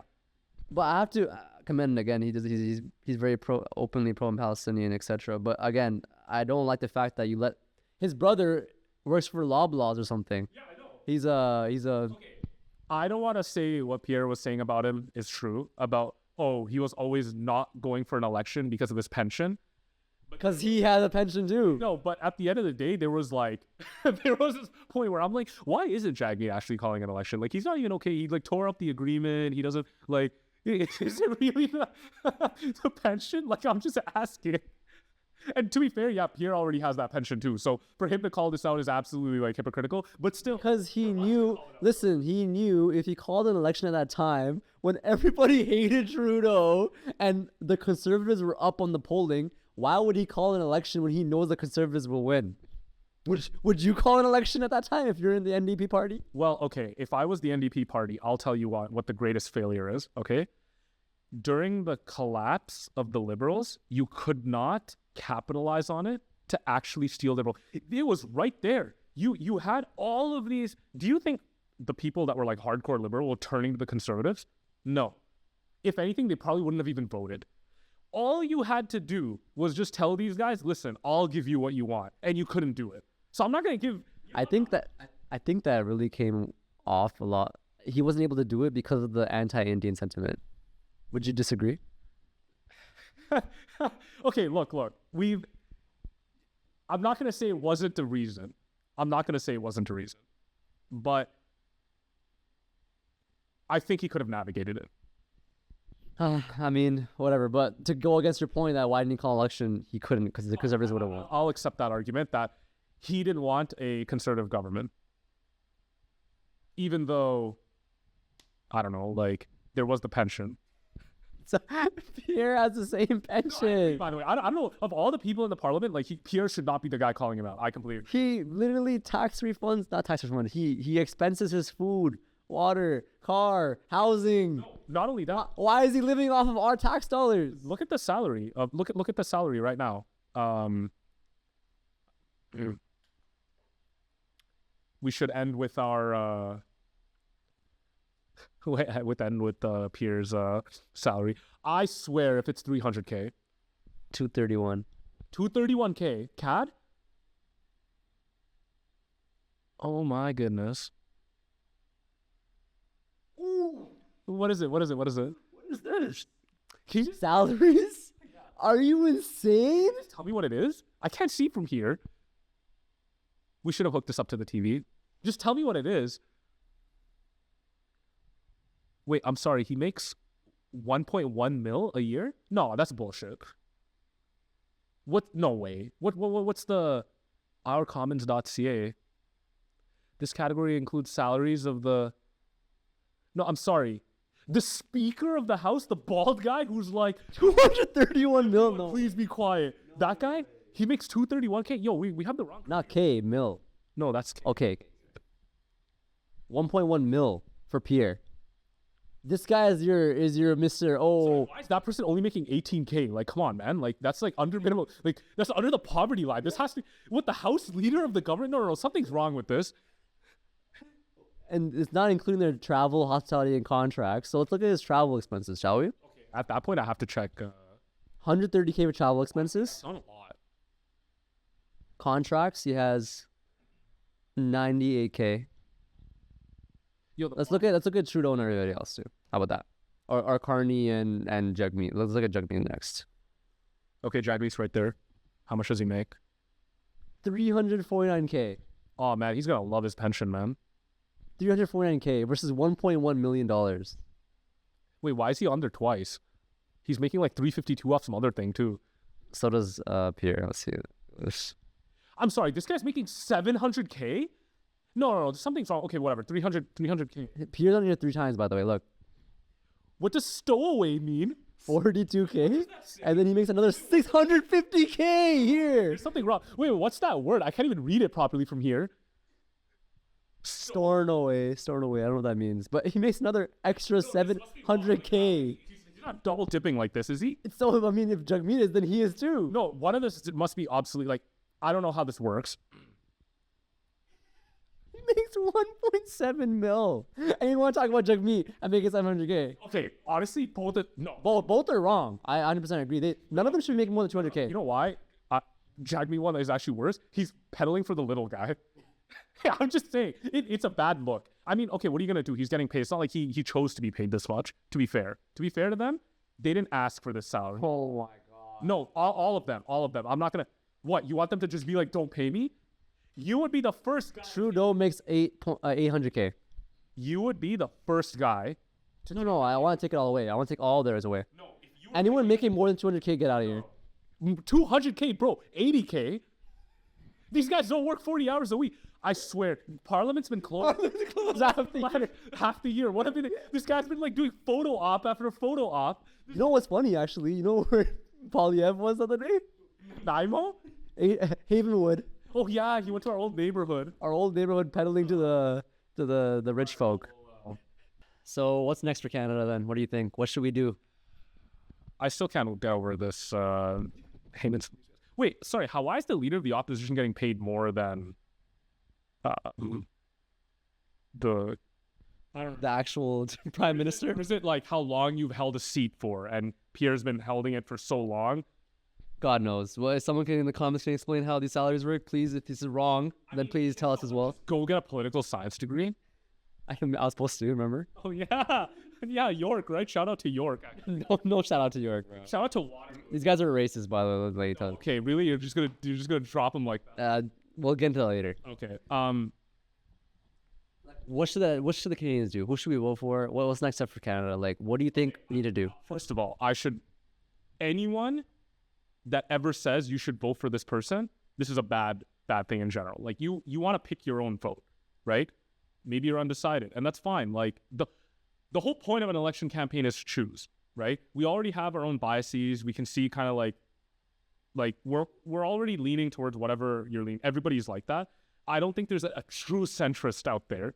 I you know what I mean? I always like tell everyone I am a centrist, but like, you know, exposing your political affiliation. I'm just saying, like, everyone has a side they're biased towards. So what's next for Canada? I mean, we have a trade war we didn't choose. You know, it's only been 2 months of Trump. I just want to point that out. Doesn't it feel like it's been like 2 years? Yeah, we have 4 more. We have freaking 3.5 years months to go, right? So we have a lot of Trump. And by the way, like, If somehow Trump, passes away because he's like old, it's worse because we have Vance, man. Like I We're screwed. no. So I'm just thinking back to that Zelensky interview for some reason. Like I'm just trying to think. No, like okay, like I'm just no. Wait. Hold on. I just want to think about this. Okay, take Zelensky out and put Pierre in there and run that whole 3-person thing. How would that go? Worse, somehow worse. You better be saying thank you. He's eating his apple. I don't know what I'm talking about. Yeah, exactly. Like, or Mark, or Jagmeet. I think we're screwed. I'm not gonna lie to you. I think we're screwed. You know what? There is the People's Party. We never talked about that. No, wait. Hold on. Get out of here. Actually, I think the People's Party should be more mainstream. I said it. He's joking, by the way, guys. I'll tell you why. You were the one, right? That's complaining about vote splits on the left. Well, guess what? No. You want to go down this road? I genuinely think, right? There is a difference between like an ultra hardcore, ultimate right-wing person and just your average Joe center right. I think there's a difference. But right now, they're both voting for the Conservatives, right? If you really want that vote split on the right, then People's Party has to be a more mainstream. So you want me to promote the People's Party so their vote gets split? I'm just saying. You should do your part. Like, hey, by the way, so one of my office mates, or my only office mate actually, she was recently like we were looking at the People's Party, and the guy running in Kitchener, he's actually Afghani. So I'm just no. Listen. I'm just saying, it's a very interesting position to take, right? Their immigration and being Afghani Canadian. I'm just gonna say that, okay? That's like if I was like I was running, like I was like, yeah, Omer, I'm joining the People's Party. You'd be surprised people are like that. That's why I find out nowadays. Like, you'll be from an immigrant family or whatever, and you'll be like, screw immigration. Listen, there's one thing to be like center right, and then there's one thing to be like, no, because remember, I think, People's Party has only like 3 talking points. We gotta like get rid of all the immigrants. The root evil of Canada is trans people, and what's the other one? There's like one other thing. Like it's like, we should stop climate change alarmism or something. Like fake climate change or whatever. Honestly, they didn't say fake climate change. They're like, we want to tone down on the alarmism or whatever. But this is their, so take that position as you will. But so what's next for Canada then? Screw the People's Party. That you should do your part. I'm just gonna say, you want to make a true difference, you gotta help these guys. I'm just saying, if you want to make a true impact, that would really do. That would. If anyone from the People's Party want to come out here and go on the podcast? You know what? Anyone? Honestly, the Afghani guy. You know what? Yeah. Anyone from the People's Party want to join this podcast? I'll actually do it. You know what? I'll do it. Hold me to it. No, you know what? We'll do it. I'll actually do it. You know how I've been on Twitter. I'll do it. Right? Like, all right. Anyways, yeah, I think honestly, get rid of the oligarchs, and you have no problem in Canada. I think it's too simple of a solution, right? I think instead of a solution like this, what we need, right, is okay. Look, think about the root cause problems right now. Would you say currently there's a lot of racism in Canada? Let's go through all the problems. Is there social issues in Canada? There's a rise of. Okay, so that's a big problem. Is there, in general, do you think minority groups are being targeted? Again, another rise. I think it's been going up. It's been going up. I think actually a guy came in the other day at the mosque. He was saying if there was one incident every week before, now it's 100. Okay, so it's gone up a lot. So minority groups are being, okay. When I'm in the Toronto side, I'll run into like people just like whatever, like the usual, right? Okay, so that's the problem. We have, I think, finances. in 2015, I don't remember the economy being a huge talking point. I remember pot being a huge talking point, if I'm being really honest, right? So what's with that? They made so much money off pot. Now what? Where's that money going? Oh, the mismanagement of our taxes and pot. Yeah. Pot was supposed to be like the whole like new thing, right? No, but remember the other thing too was you weren't gonna get it from some like random like guy off the street and like. Didn't they care about that? No. Church, bro. Like, No. If you wanted to get pot, you would have to get it from. They never cared about that. They cared about the fact that we couldn't tax this.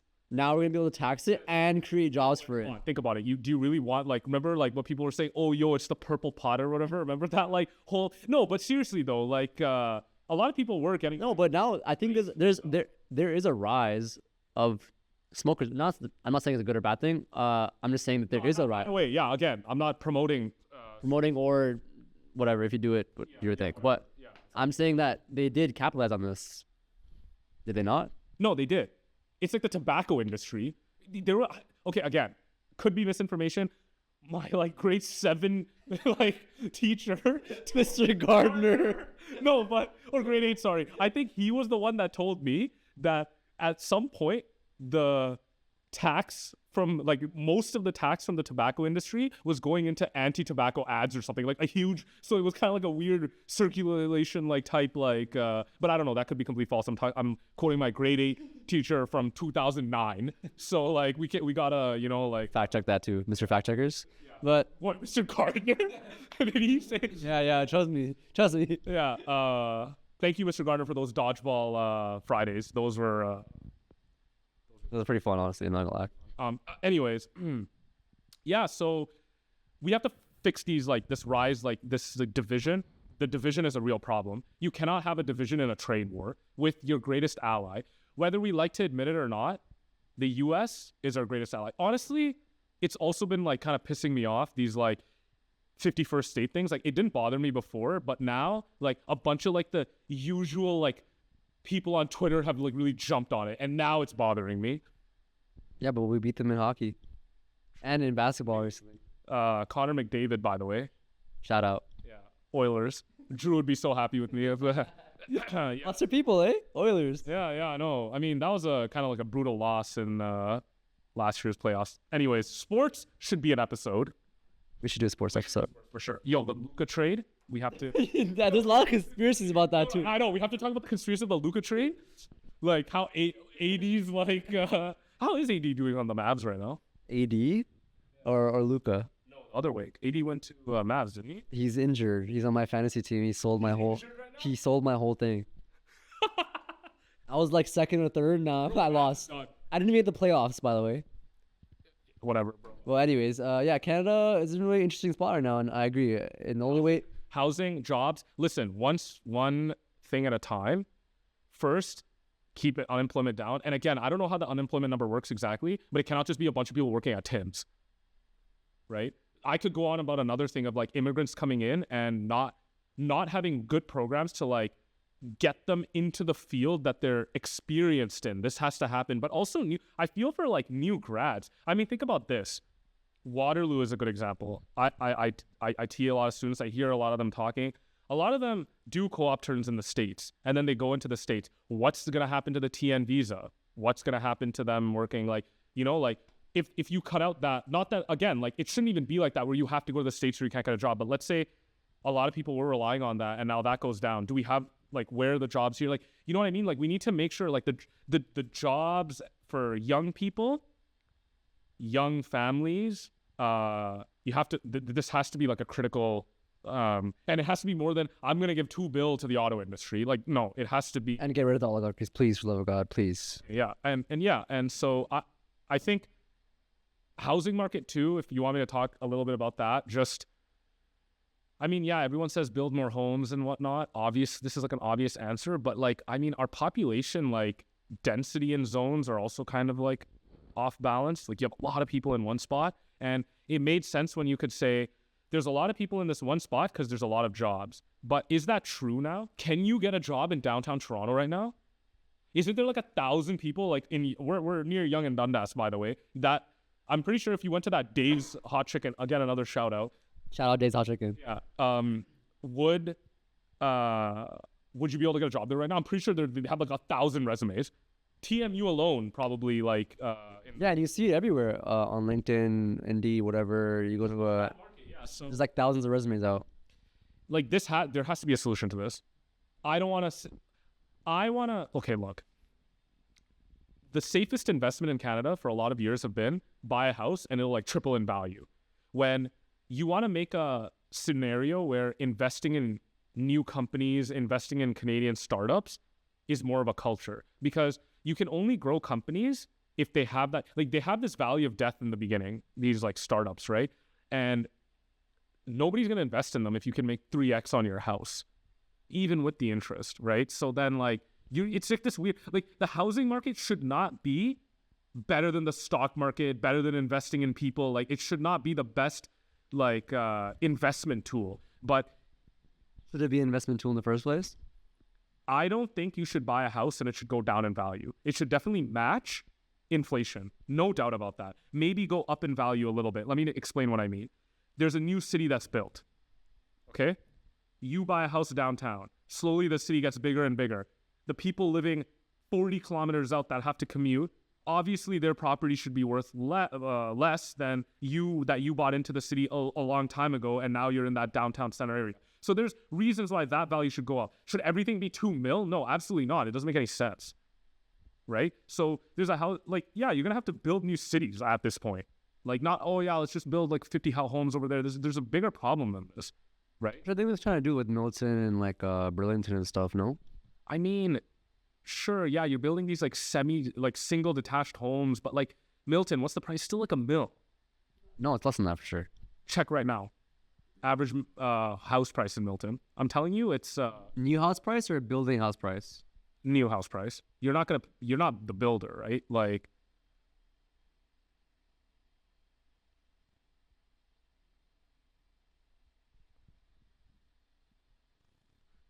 $1 million, right? Yeah, that is. How is Milton a mill, man? Yeah, it was just built a couple of years ago. That's what I'm saying. So what this shows you is their policy is not working. Let's just build in Milton. The data shows you that it's still a mill. And why is that? Man, Drew was telling me the other day that some old, broken down, abandoned house, like haunted house in Kitchener, like literally looks like something from like Annabelle, you know what I mean? Is like $700K. Like I couldn't pay you to live in that, honestly. Yeah, that's the problem with housing. But like you're saying before, the loan aspect of the housing. Yeah, loans, man, the compounding interest. I told you, right? You buy a house, if it's like $600K or something, I think your first year's payment's like $40K and like $30K plus is interest. You break even at like year 12 or something where you pay 50% interest, 50% principal. Yeah. And at the end, you paid like 1.5 mil total with like a house worth $700K. You paid double just because it's absolutely wild numbers, like, right? Because of the compounding interest. And like, yeah. You think that's why the price of housing went up so high? It's weird because I think the prices were always bad. Like if you look at the price graph, there's a little. No, it was down. It was down, but down to what? Like in the 90s. Oh, in the 90s, there was like some interest rate crazy thing, right? It was like 14% interest or something in the 90s in Canada. And like housing, yeah, fine. Like arguably when the interest is really high, nobody wants to, it's a seller's market. Like, or yeah. Buyer's market. No, it's not a buyer's market if the interest. Oh, yeah. Right? So it's not a buyer's market. And so a lot of people are like, okay, I'm not doing this, right? And then the prices go down because demand goes down. So with higher... Doesn't that make it a buyer's market then? No, eventually, like when it's cheap enough. But yeah, high interest people should not... But around this time, you have to also consider that the government used to maintain affordable housing back then. And once they got rid of it is when the price skyrocketed. There's such a huge problem with a lot of different things. I don't want to end on a doom and gloom. Honestly, I think one of the things we want to see out of this podcast, I don't know, like episode 1, I want to see what the discussion people have.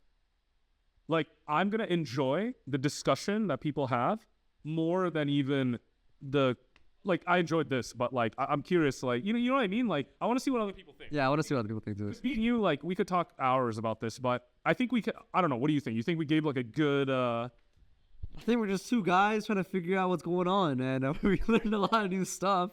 But we also did kind of, I think, explain for some people who didn't know as much. It was a good conversation. I don't know how long it's been, like 2 hours or whatever, but we've been here for 5, so. Well, episode 2 coming soon.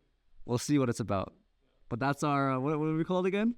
We're the middle 1%. The middle 1%, guys. All right, guys. We'll see you soon. Yeah. Take care.